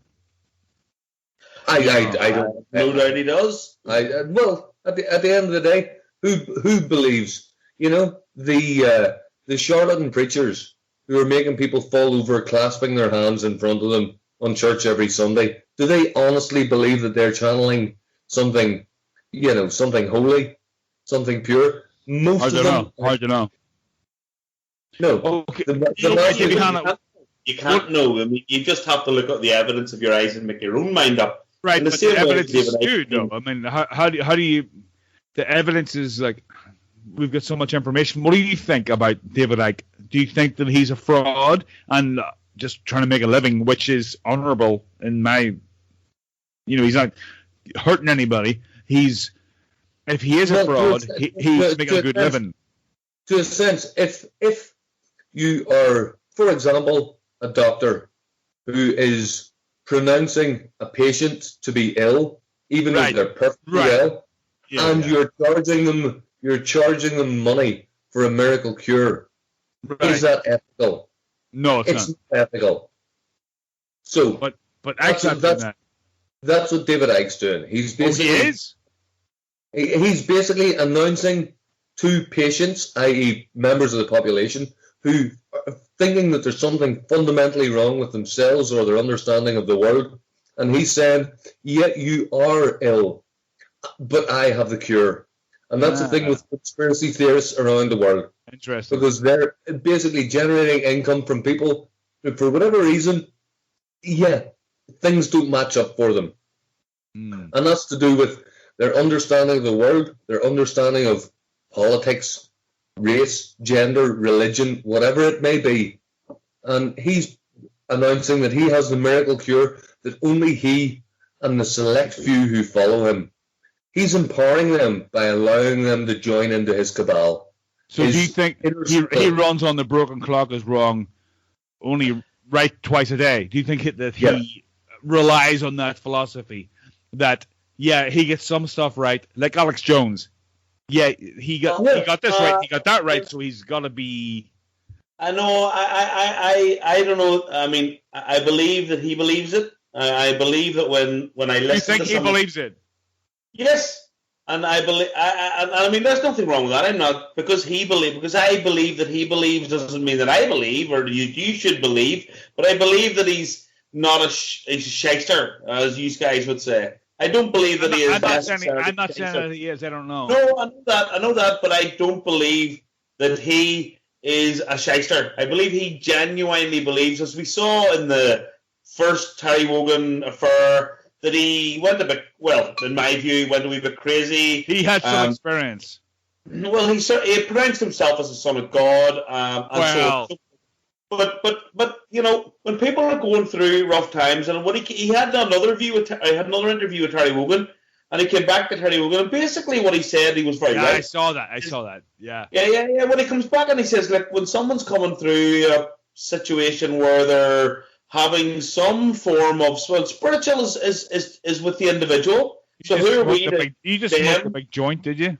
Well, no, maybe he did, but like I said, the bottom line is that it's easy for the world to stand back. I watched. We're talking earlier on about Farage, for example, right. And I'm going somewhere with this, right? So bear with me. He was on a national broadcast, you know, like you guys have over there, the debate where Hillary Clinton and Donald Trump would stand up on a thing and call each other fucking idiots. Right. Well, he was on a national debate about Brexit before Brexit happened because Cameron wouldn't front him up because Cameron knew he'd make a cunt out of him. Miliband wouldn't front him up because he'd already made a cunt out of Miliband. Cameron wouldn't front Farage. He did afterwards because he was criticised for not doing so. I thought Farage was in Egypt. No, listen what happened was there were a number of this is not where I'm going, but seeing as you're asking me, there were a number of public broadcasts, right? A number of public debates, and there was a big debate with Miliband and a few others that Farage tore them apart. But anyway. After that, no one would talk to him because he was telling the truth and no one wanted to hear the truth. So they got this idiot called Nick Clegg, who at that time was the British deputy prime minister. Right? I'd heard of him. Who is he? He is now the international ambassador for Facebook. Right. Nick Clegg, look him up. I thought he was part of the UDR4 or something. No, he was the leader of the Liberal Party in Britain. And what happened was there was a hung parliament, and in order for Cameron to hold sway, he needed to get into bed with the Liberal Party. So he did that. So Nick Clegg, the leader of the Liberal Party, became the Deputy Prime Minister of Great Britain. So as part of a coalition. And as part of the payoff for being a dreadful politician, Nick Clegg is now an international ambassador for Facebook, which gives him a very, very low palatial mansion. This is why he hit politics. Yeah, but no, hold on, we're going somewhere, hold on. So in this debate, they had Nigel Farage started talking about, well, sure, you want the European army, you want to have this European military wing, you want to be able to throw missiles at people and all that carry on. And Nick Clegg sat there and says, that's just rubbish, that's lies, that's just rubbish. He says, next thing you'll be telling me we didn't go to the moon and that Elvis is living in Argentina or something like that there. So it's easy, the point I'm making is that actually Farage proved to be right. Emmanuel Macron is now talking about a European army or a European military wing. And he actually used the phrase to be able to defend ourselves against people like the US, for example. So Farage was absolutely right. We now know with the US will never attack Europe. Just a segue. Point I'm making is that Farage was right. And in order to try to discredit him, Nick Clegg threw conspiracy theory at him. You're going to be telling us we're going to land at the moon next, and you're going to be telling us Elvis is living in Argentina next, sort of thing. So for people, it's a ploy of the media to throw conspiracy theories at people like they're madmen and like they're talking shite, right? So you have to keep that in mind when you're talking about David Icke, right? Right, okay. I have watched lots of his stuff, and I mean, I have too. Yeah, and undoubtedly, I believe he believes what he's saying. I don't necessarily believe it, but I believe that he believes what he's saying, and I believe there's a lot of media out there criticizing him for the sake of they don't want him to be. Putting his message out there, so they just make him out to be an idiot. It's an established ploy of the media and of people who understood sound like a fool. Okay. So that being the case, but he is kind of a fool. He lives down in the Isle of Wight, and he has his long hair, and he looks like a fool. So it's if he how you look a good marketer. How you look.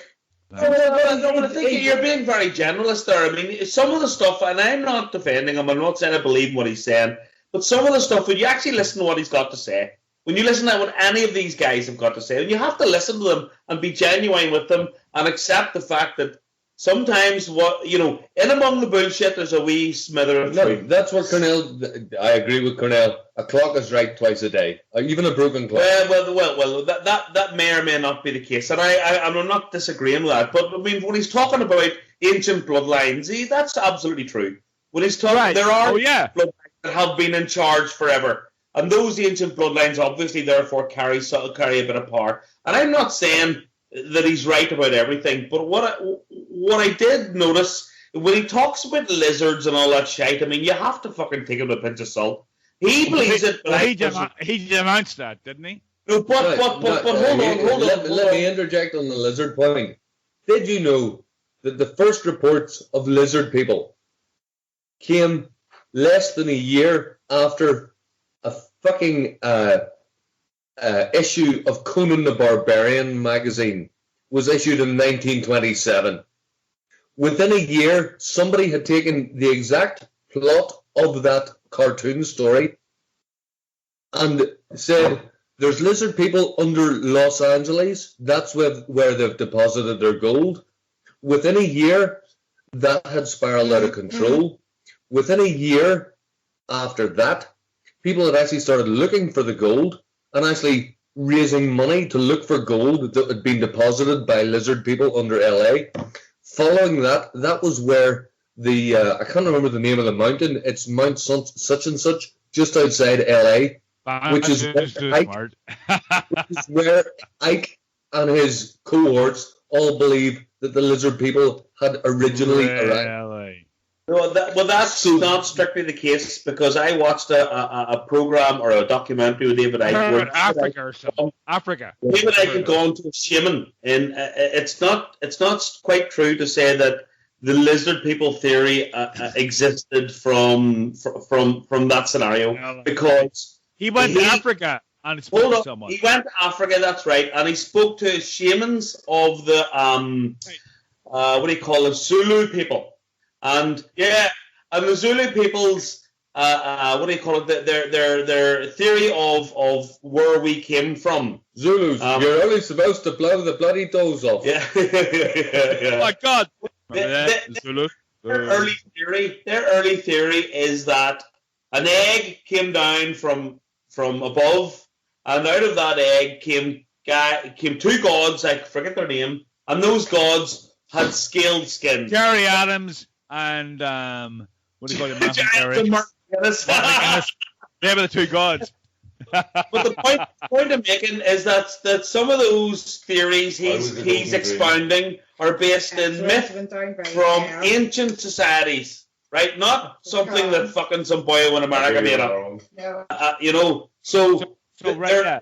For 1 second that's proof. But what I am saying is that David Icke has based his stuff on extra ancient alien theory that is being talked about by lots and lots of people right now. I'm not saying it's true. I'm not saying it's true. Much fucking Zoroaster. Basically, any of the monotheistic religions are all based on virgin births and fucking rebirth and divinity inherent in humanity. Oh. And so basically, a broken clock is right twice a day. No, that's not. Yeah. No, well, like if you look at the where the theory came from or where we came from the very first written text by any single the Sumerians. That rules out the Zulus because they have no written text. No. Well, so people talk. Ganja, was it all oral? I know, I couldn't agree more. But what point I'm making is that these theories, like Enki and the other god that the Sumerians talked about, there are lots of ancient myths which hold a great deal of commonality. And I'm not saying if that's evidence, far from it. But where I am going with this is it's wrong to say that David Icke came up with this or some fucking comic artist came up with this 20 years ago and it's been Lizard Man ever since. That's not the case. What do you call it? The barbarian artist? What's the name of that person? The artist? Something. It's not L. Ron Hubbard. L. Ron Hubbard. L. Ron Hubbard. That's L. Ron Hubbard. Yes, but anyway, he used to draw these big. Sorry for interrupting. So anyway, what he's actually sort of trying to say when you listen to what he's actually trying to say, and he says it, he says it himself. And I'm not saying it's right or wrong. I'm just saying that you need to give the guy a fair hearing, and it's only per right and proper that you give him a fair hearing. I have done that. He talks about lizardisms. He's talking about the potential for ancient aliens, if you believe in that sort of stuff. Ancient aliens to have come back, and those ancient aliens were of something weird compared to what we are, and so on and so forth. But that has, through our DNA, led us to a situation nowadays where there are certain types of people who are cold-hearted compared to other types of people, right? ISIS. And generally speaking, those, I mean, we see them as I'm going to use the quintessential, typical corporate fucking CEO who's a cold-hearted cunt who thinks about when he's sacking people, he's only thinking about how much money his company's making and he's making, and not about you and I, sort of thing, So those corporate people, those cold-hearted people, is what he's sort of talking about, and I can absolutely see that. I can too. They're lizards. They are lizards. Well, you call them whatever you want, but that's what he's getting at. Anybody that can. Yeah. Right. That's where he's coming from. That's what he's talking about. Psychopaths, people who feel differently than you and I, and he's trying to come up with some sort of theory as to why these people exist. Right. Okay. And I'm not saying it's right or wrong, but what I am saying is that they do exist, whether or not they're lizards. Their existence is correct or not. They certainly do exist. That there are people who don't. I mean, we and this is where conspiracy theories is entwined in this entire conversation about lizards and all that bullshit. People have a genuine, ordinary people like me and you, working class fuckers who earn our living, toiling for our lives and putting up and creating or anyway, us who are in a situation where we have no control or we're being ruled by these callous decisions. And this is where I personally believe the EU is fucking they're callously deciding, these neoliberals are callously deciding that we're too white, are callously deciding that country over there is too black, and we all need to be brown, we all need to be in the middle somewhere. We have too high a standard of living, they have too low a standard of living, and so we all need to be homogenized and the same. And we have no control over that. It's very clear from the EU that they have zero tolerance for anyone who steps outside their fucking mantra. So this is sort of where it all is all tied into me, in that people who are at the coalface, working class people like you and I, who feel like they have no control, who feel like they're disenfranchised from the entire system, feel distrust towards the people who rule them.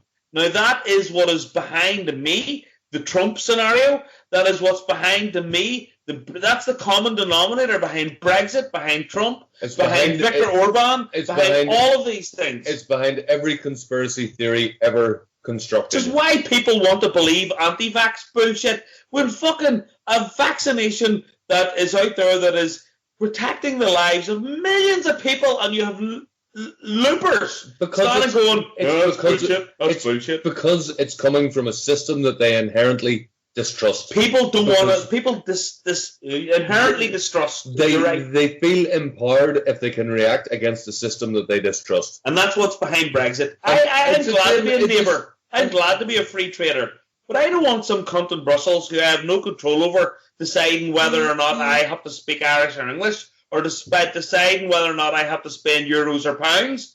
They go fuck themselves. I'll decide that, and the people who I vote for will decide that. I have no trust. Look at 9/11. I don't believe for 1 second the bullshit official theory of 9/11, and I absolutely do not. I openly say that I do not believe it. It's such a pile of bullshit. How anyone believes it is fucking beyond me. There's a distrust for our leaders, and that's what's behind all of this. That's what's behind conspiracy theories. It's what's behind Brexit. It's what's behind Trump. It's what's behind it all. It was 2 fingers up to Hillary Clinton, who everyone knows is fucking bankrolled by George Soros. But conspiracy theories, they're now. That's fact. When I was having a pish, I happened to look to see cognitive association. It's a process that exists across all species. So, Dave had mentioned about, the egg that fell from heaven, the reptilian egg. Different groups, different cultures, different societies. Oh, chips. Yeah. I thought you were putting your false teeth in. Different groups, different cultures, different societies. Zulu! You're only supposed to blow the bloody doors off. Don't shoot until you see the whites of their eyes. Oh, indeed. I love the Pakistani version of that movie that you just recreated there. I'm terrible at accents, okay? I will admit it. But, cognitive association. It exists across... What is it? Okay. For us silly people. What you will discover, I'm full. What you will discover is that birds will sing the same song. Thrushes will sing the same song, whether they live in Europe, whether they live in Africa, whether they live in... but he's nodding knowledgeably. But cognitive association is where the song patterns of these various birds in different parts of the world will evolve simultaneously in pattern. Simultaneously. In concert. Even though there's no exchange between these birds, there's no migration between these birds, they will evolve simultaneously. It's the same. Learning patterns grow in the same way that, for example, conspiracy theories will grow simultaneously in different patterns. In the same patterns across geographical distances. Well, like inventions too, are like that. Inventions for certain diseases and stuff happen that way too, right? Yeah, so essentially with the associative cognition. Sorry, he was doing something to your face there on the screen. You don't want to see what he was doing. But, but essentially... Steve Jobs never did anything. It's so funny. You ever see Bill Burr's bit about him? He was just like, I want everything in this little square box. That's no good. Okay, so plug your phone in because we have some stuff to cover. Yes, then, but it's been plugged in all along, but it's been gradually running down. We're 13% plugged in and all. Shit. It shows you how much your discourse has been fantasizing my phone. Do you think it's the government? It could be. They're turning us off because we're talking about lizards. Yeah. Apparently, there was an elderly man walking around, and you said, "Yeah, imagine that old man's grey-haired old wab," or something. Maybe. I don't know. All that expression does is conjure up the impression of somebody who's elderly wearing a wig on their wab. No. But let me tell you something, Fanjo, and Davey. You're both blasting me with amazing analysis tonight of the European Union, and it's been very, you've taught me a lot because I didn't know all this stuff. I stay away from politics. I mean, I'm apolitical. I mean, I'm kind of like in the middle. No, what absolutely was. Sure, he was asked twice. He was asked to come and drink Flint water in the TV. And both times he picked up a glass and barely fucking wet his lips with it, while the people of Flint were being fucking asked to drink it. And so the water was so bad that the General Motors, what do you call it? CEO? No, the General Motors plant, which is in Flint, they complained that the water that they were being supplied with was actually corroding the fucking metal of the things, the cars. So what they did was they turned fucking the General Motors car plant back onto the original water supply, which was nice and pure from a local lake, and left the people of Flint drinking water from a fucking lead-polluted bullshit fucking river. And Obama was brought in, and everyone thought, "Oh fuck, happy days! Obama's going to sort this out." And Obama did fuck all. Of course he didn't. And then the next thing, the people of Flint were left. Whilst the fucking, I think it was the local militia or the army or the American army or whatever it was, started practicing maneuvers in Flint and started flying in black helicopters and fucking wrecking the place. Okay. So documentary of it on fucking YouTube. Check it out. I totally hear what you're saying, but you know what? It's not the American people's fault, and then this is where the Europeans go wrong. They think that the Americans are all fucking nuts and stuff, and I live with them, and I drop my kids off to daycare, and I speak to them every day, and I go to the soccer field and like stand with these parents and stuff, and they're just like us. Like, I mean, the American all this stuff's happening on their watch. I know, but it's just like it's like everywhere else. It's like I stand there and I'm like. Politics is politics. I will tell you right now, everywhere I've ever visited, the American people, for me, have been the kindest that I've ever, of any country I've ever visited, they've been the kindest. And people say, well, that's because they're Irish, Cornell. Well, it's not. It's if you weren't Northern Ireland, Cornell, and you came over to Northern Ireland and everybody didn't know you, yeah, of course it'd be nice to you. Yeah, of course. Well, the Americans are like that too. They're just like everybody else. It doesn't matter. But, yeah, absolutely. The American people are wonderful people. Of course they are. Again, it's the government.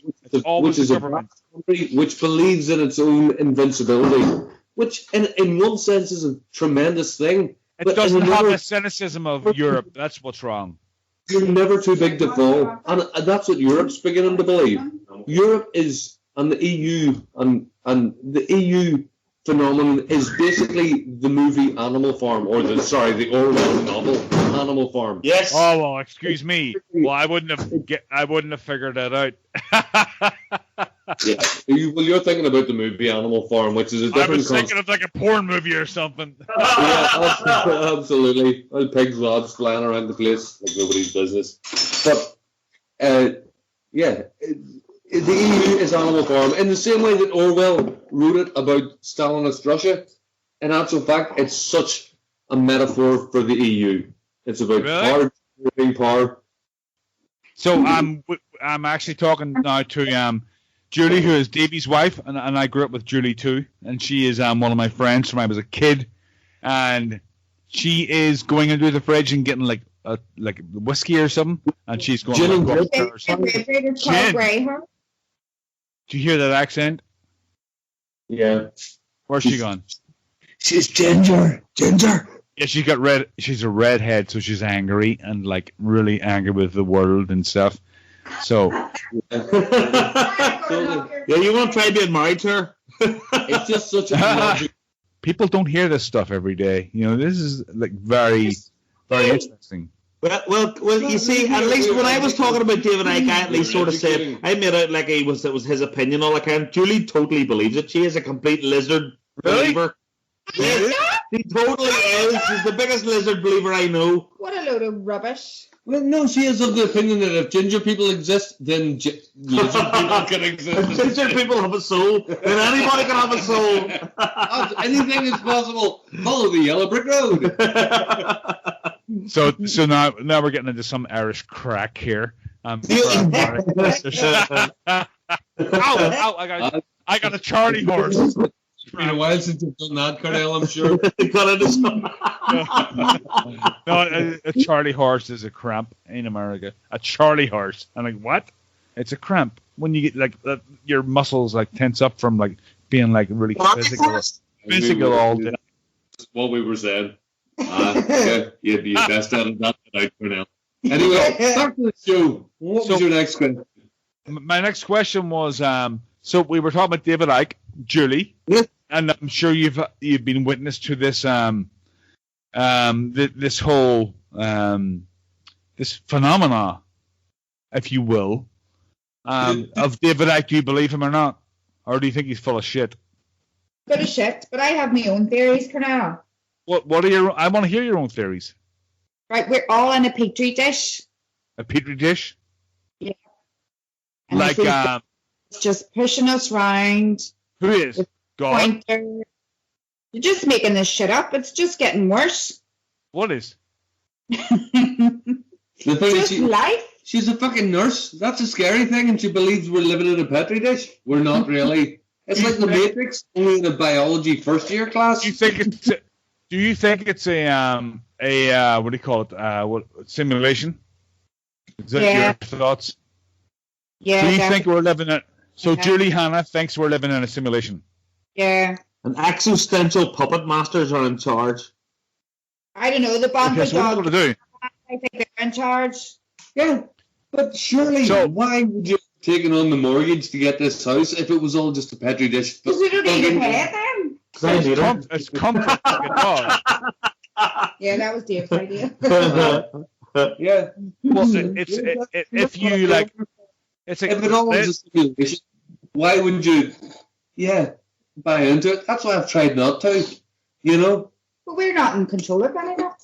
That's why we've got to like toe the line. Yeah, it was like Paul Duncan. Paul Duncan, lovely guy. He's an animator in a very famous movie studio. I'll not mention the name in case he gets sacked. I'm fired in America. Yeah, but yeah. Can you see me, Julie? Julie, can you see me? My face? Yeah. Yeah, we can see it. I just want to make sure that you can you see my reactions. That's all. So what you're saying is grey, Cornell. The last time I seen you, you're getting awfully grey. Yeah, I am. But not any less handsome. No, less handsome. Not less handsome. Okay, well, I just wanted to make that clear there. Hey, there might be snow on the rooftop, but there's still trouble with the plumbing down below. There's still Bigfoot in the woods. No, seriously. If I like got my laptop and I pointed that way, all you would see is woods for millennia. Okay, if I pointed it this way, you'll see a casino. Casino. I was going to say. Yes, he was up there. He lost the fiber and left. Yeah. Oh, that's what you put it. But it's all digital. I didn't know it was like one-armed bandits and you put the coins in and stuff. He had a fight with a one-armed man. He stuck $5 bill in the guy's mouth. The guy didn't take kindly to it. The one-armed man get him. But surely I put $5 in, and they're like, all these lights showed up, and they're like, bet this, bet that. It was like meeting an alien. And I pressed the button, and it was like, no credits left. And I'm like, what? And they give me a printout of $1 that you go to the desk and like get your dollar. And there was like 20 people waiting in line. I'm like, I'm not waiting in line for $1. Yeah. So I just left and came here and started the podcast. But it's huge. This place is like huge. There's like 2,000 people there, and it's in the middle of nowhere. It's like there's no one here. There's like That'd be a good place for a murder. Yeah. Huh? But at the same time, where is the middle of nowhere? I mean, conversely, where is it? Somewhere? Poland's Maine is the middle of nowhere. No job anywhere. No, he hired me to come up here and do some plastering, and he's a really nice guy. And he's down in Florida at the minute. This guy's called Steve Decker. Is he any good electricians? Steve Decker? Yeah, he's called Steve Decker. It's his wife called Carol. Carol Decker. And their son, Blacken. Blacken Decker. No, Steve will be listening to this because I told him I would promote him on the Those who are Christian, a lot of people who in the world who are told stuff that they don't want to believe in, they just immediately discount it and go, load of balls. So, for example, if I was talking about extraterrestrials coming down to this earth and doing stuff with people, the vast majority of people over here would go, load of balls, you're an idiot. Yet, every single Christian in the world believes the word of the Bible says that watchers came down and extraterrestrials, therefore, came down and, had relations with human women and had children with human women. Yeah? Okay. So therefore, if you are a Christian, you believe that there are extraterrestrials who came to this earth and bred with human women. That is in the Bible. That's not so. When you say it to your average Christian, they call you a conspiracy theory wab and tell you to fuck off. No balls. It's in the Bible. So therefore, if a Christian says to you that UFOs or extraterrestrials is bullshit, then they don't believe in what it says in the Bible. What did it say in the Bible again? Well, it says in the Bible. And which passage? You have got to confirm this. Oh fuck! I don't know. Somewhere in Exodus or some fucking thing. I don't know. All I know is that in the Bible, somewhere early in the Bible, the first books of the Bible, it says that the Old Testament. Yeah, it talks about the Watchers. Any Christian who knows what they're talking about will know what I mean. The Watchers. Okay. The Watchers, who were fallen angels, as they called them, came down to earth and bred with human women and had children with human women. There is a thing called you'll probably recognize the Dead Sea Scrolls. I've heard of them. Right? Well, the Dead Sea Scrolls are also called the Gnostic Gospels. Oh, yeah. That's right. Yeah. Well, the Gnostic Gospels are scrolls which were found near the region of the Dead Sea in the 70s, I think it was.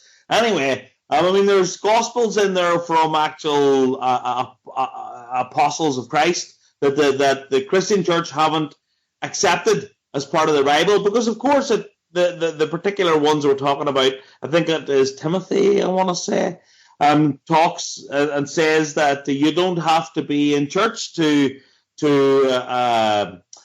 know God because He's all around you. So of course the churches don't want you to hear that; they want you in church. So setting that aside, there's a guy called something analysis. It begins with the anaresis analysis or something like that. Anyway, he talks. I was watching one the other night where one of these Dead Sea Scrolls, one of the Gnostic Gospels, is a book called the Book of Giants, and the Book of Giants is only exists in parts. They never were able to get together the entire book, but it is basically right. So the Book of Giants exists in parts, and the Book of Giants basically goes into more detail into the story of the Watchers. Now, it doesn't exist in a whole book because there's only, as I say, there's only parts. Only be able to push together parts of old scripture and parchment that is all decayed over the years, you can imagine, right? So, cut a long story short, according to the Book of Giants, these Watchers came down, had relations with human women and had giants. With sons, what we know as the Nephilim. You've heard of the Nephilim? Yeah, the band. The Nephilim, remember that band? Fields of the Nephilim? Remember The Age of Nephilim, Yeah. yeah. Well, the Nephilim were the sons and daughters of the Watchers, and the Watchers were fallen angels. Wow. Okay? Okay. I'm on it.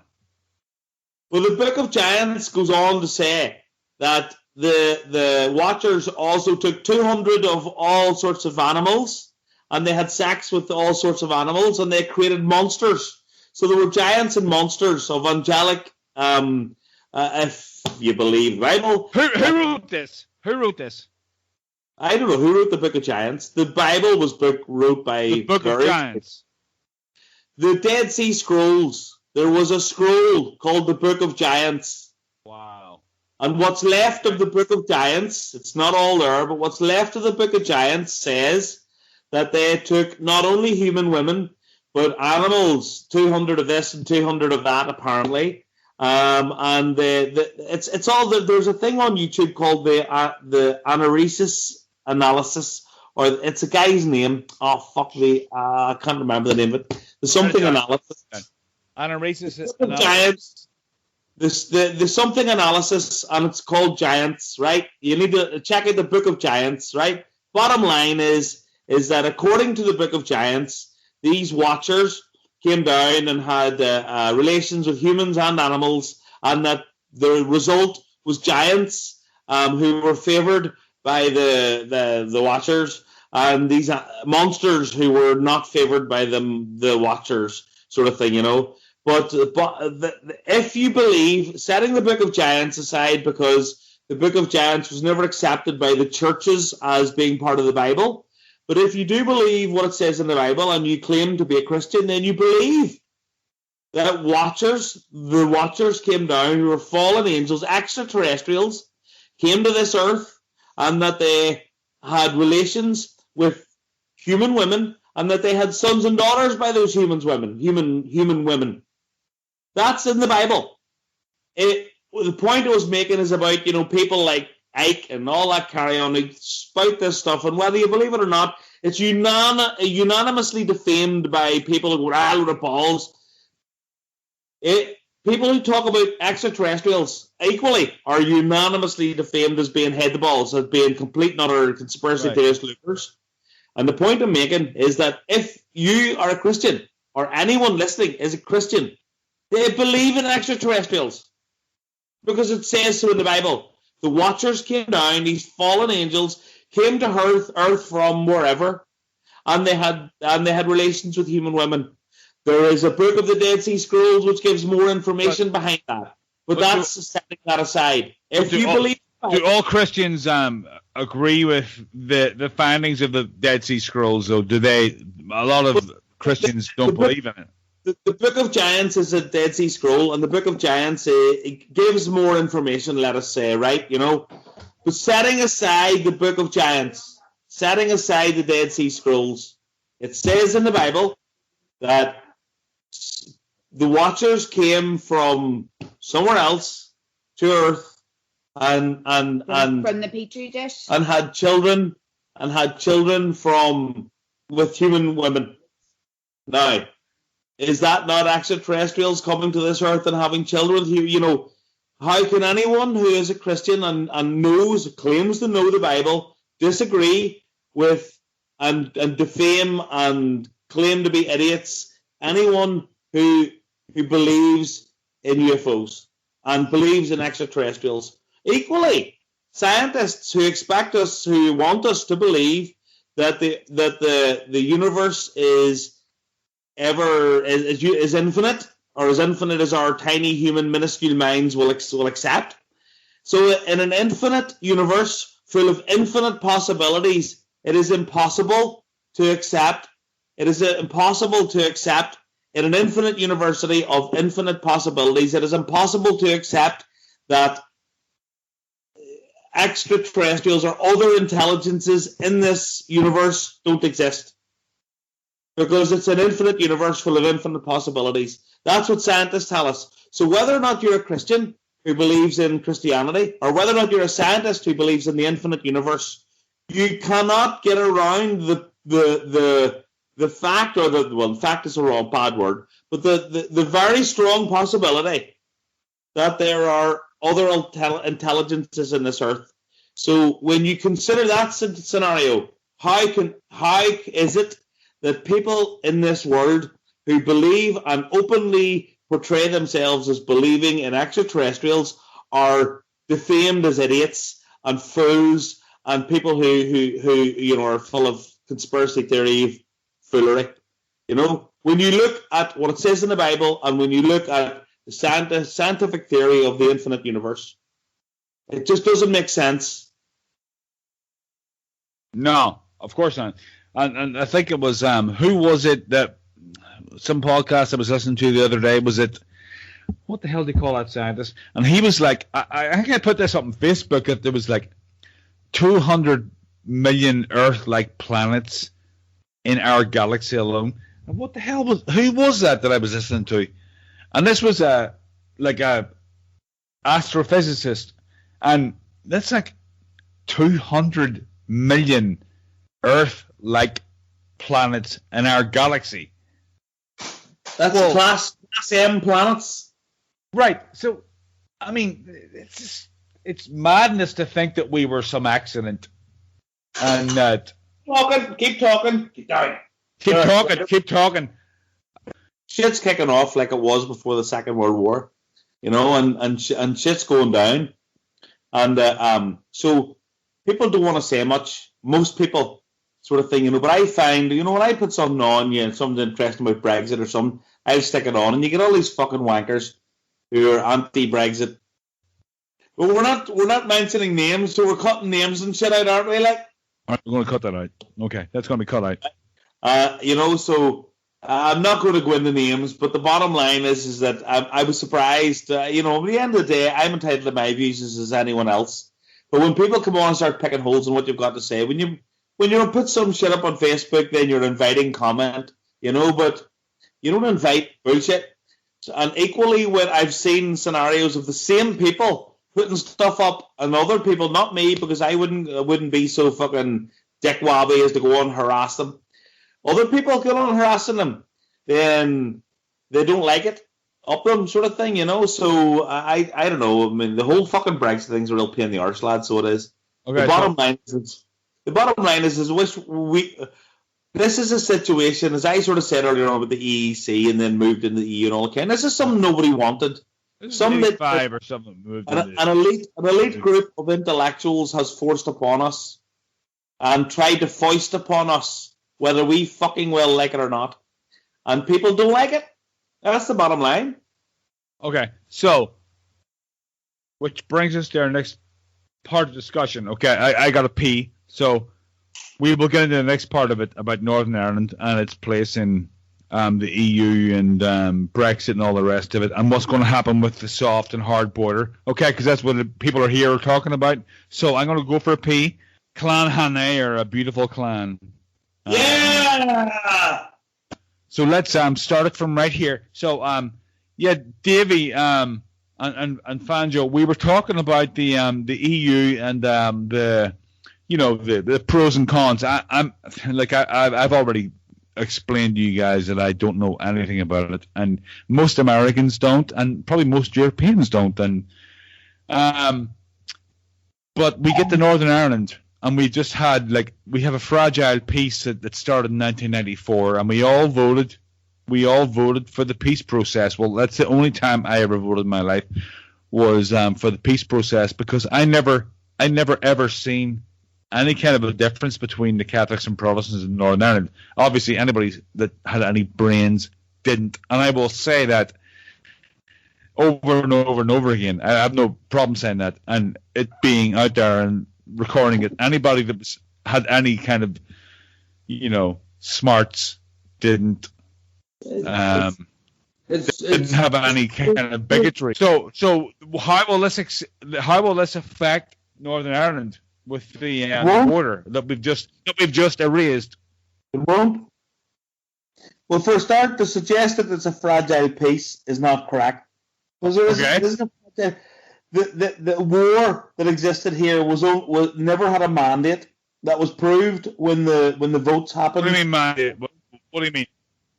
The Republican struggle never had a majority mandate, and that was proved as part of the referendums that were had in the. What do you mean? What do you mean? It didn't have a majority mandate. It's double Dutch to people that don't listen to politics. Nobody voted for war. Nobody in Northern Ireland ever voted for a conflict that would take 3,000 lives, which, to be fair, given American murder rates, doesn't seem that high. I mean, that's probably, 2-3 years in Chicago, a day in New York. Well, that's Chicago, but America's pretty safe. Where I live is pretty fucking safe. You call the cops at every seconds. Setting aside the troubles of Northern Ireland and the fact that, like I said, that there was never really a mandate for it, there was a minority of people who felt that a armed struggle was the only way out, and they, of course.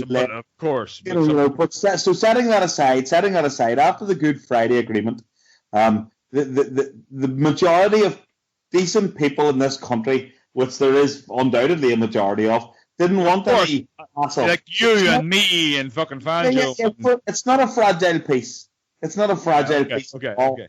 There remains a minority of assholes that happens everywhere, but it's not a fragile peace for a start. So, secondly, I'm sorry, I maybe used the wrong phrase. I know. The whole border thing in Northern Ireland comes down to the free market scenario. So, what the European Union are saying is that in order to prevent any non-EU standard stuff coming into the EU and any non-EU migrants coming into the EU, we're going to put a border up to prevent that from happening. Now, that ignores the fact that they have zero borders everywhere else around Europe, that they openly encourage migrants to come in from all across Europe. It also ignores the fact that the people who are producers, for example, farmers in Northern Ireland, who currently produce beef and mutton and all the rest of the stuff that they produce, to current EU standards, aren't going to start changing their beef and their mutton to different standards other than the EU standards tomorrow.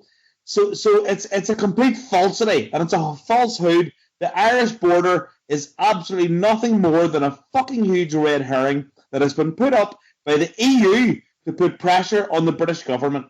As I said earlier on, they don't want the British government to be seen to come out of this winning in any way, shape, or form, because if that was the case, every country in Europe would want out. Nobody wants what they're foisting upon us. So they're trying to put the pressure on the British government in every way they can. So there's an idiot. I'm not going to talk about politics from the perspective that I support anyone, because I don't really support anything because they're all full of shit. But there's a guy called Jacob Rees-Mogg, who's a conservative politician, and there's a guy called Guy Louise Verstappen or some fucking shit like that, who's an EU politician, right? As part of this Brexit negotiations and talks, the guys from EU came across to Parliament to have a chat with people, and it's on YouTube. Your man Jacob Rees-Mogg asked this guy Guy Louise Verstappen or whatever you call him, or Verhagen or whatever his name is. The British government recognise the Irish situation. They recognise the good progress that has been made in Ireland, and they do not want to put up a hard border in Ireland. Nobody does. So if the British government, this is the guy who's part of the Conservative Party, said, if the British government don't put up a border in Northern Ireland, will the EU? So this guy, this Louise fucking Verstappen dicknob, sat and gave a whole politician's answer, and this Mogg guy said, "No, right, okay, I get what you're saying, blah blah blah, and all that crap, right? But you haven't answered my question. If the British do not put up a border in the EU, or along the Irish border, will the EU force the Irish government to put up a border? And this guy eventually, after a great deal of pressing, admitted, yes, the EU will force the Irish government to put up a border, right? So this hard border they're talking about, if the British don't put one up, which they're absolutely saying they will not put one up because they don't want to put one up, it goes against the Good Friday Agreement, the EU are saying, we'll put one up. Now, that puts the shoe on the other foot from the Irish perspective, because how can the Irish side, if you want to call it that, part of the argument in Northern Ireland, rage against a border that was put up by Ireland, not a border that was put up by Britain? So what? Hold on a second. Hold on. Who put up the border? Nobody has put up a border. You're saying that the Irish put up the border in the first place? No. I'm saying that there used to be a border which is gone. Right. As part of this Brexit negotiations and Britain stepping outside the the European single market, then the Europeans are saying, well, we have to protect our borders. We have to make sure that you're not bringing non-EU approved goods into the EU, i.e. Ireland, and that migrants from the United Kingdom aren't coming into the EU, i.e. Ireland. So the EU are saying you must prevent migrants and non-EU approved goods coming into the EU. So the British have said, oh, the onus isn't on us in that respect. We're not putting up a border. We know what the Good Friday Agreement says. We have spent many, many, many years fucking with the Irish scenario. We're not putting up a border. If we don't put up a border, will you? And the EU have, after a great deal of pressing, said, yes, we'll put up a border. Now, that puts the shoe in the other foot in Ireland, if that happens. Because all of a sudden, the people in Northern Ireland who claim themselves to be Irish and always saw the old British border as being the British border, as being a border of the invading government and all that bullshit or whatever, whether or not it was, your perception of it is beside the point. All of a sudden, the British are now saying, no, we're not putting up a border. We have no intention of putting up a fucking border. But the EU are saying, if you want a deal with us, you need to deal with that border situation. So the EU are saying, if you won't put up a hard border, because the EU are forcing the matter, they're saying to the British government, if you won't put up a hard border on the Irish border, they're trying to force them to. And they're saying, if you won't put one up, then you must put a border protection at all of your import points in Great Britain. So I travel regularly from Belfast to Glasgow, from Belfast to Leeds, and from Belfast to London by part of work. So because of that travel, all of a sudden I have to go back to the way it used to be, where there's suddenly border immigration checks on me coming from Belfast to Glasgow. Now what that means is that the EU are forcing the British government to say that they will treat me as a UK citizen differently than they treat a Scottish UK citizen and an English UK citizen. And the DUP will not accept that. DUP? Yes, the DUP, who hold sway of power. This is Paisley's party. Paisley's dead. But yes, this is Paisley's I know. Yeah. What I'm saying for our listeners, in Paisley's party was the DUP.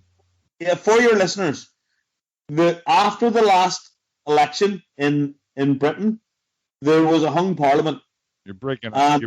And after the last election in Ireland, there was a hung parliament. And the DUP, so the Conservative government need 10 votes to hold majority. So what the Conservative government did was they agreed with the DUP, who have 10 MPs, that if you support us, we can all be friends. So the DUP hold the sway of power in Parliament at the minute. The 10 votes of the DUP in Northern Ireland hold the sway of power in Britain. So what is happening is the EU are forcing Theresa May rather than putting up a hard border to what they call a backstop. And what that backstop means is that at all the points of entry or exit of Northern Ireland, like Belfast City Airport, Belfast International Airport, Belfast Ferry Terminal, all of those places will go back to the way it used to be for us, that we were treated differently. We had to go through customs to get from Northern Ireland to Great Britain. That treats us differently. We're United Kingdom citizens. I'm British. I'm a citizen of Britain. No! So I shouldn't be treated differently. When I move, when I'm across the water. Also, right? You've got an Irish passport. Yes, I have a right to dual nationality. I can be both British and Irish. My daughter has an Irish passport and a British passport. Oh, me too.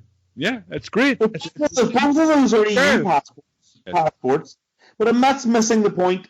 The point is that I know. The point is that the Irish border is a fucking red herring. Yeah, of course it is. The soft hard border is bullshit. Right. So your point is that this whole fear of having a hard border again is just like nonsense. It's a red herring. Okay, I get you. I know what you're saying. Political bullshit. Okay. So what are you going to do? We're going to fucking do what we used to do by the looks of things. By the looks of things, if Theresa May gets her way, we in Northern Ireland, as whether or not you count yourself as British or Irish or not, we in Northern Ireland will be treated differently from the rest of the citizens in the United Kingdom.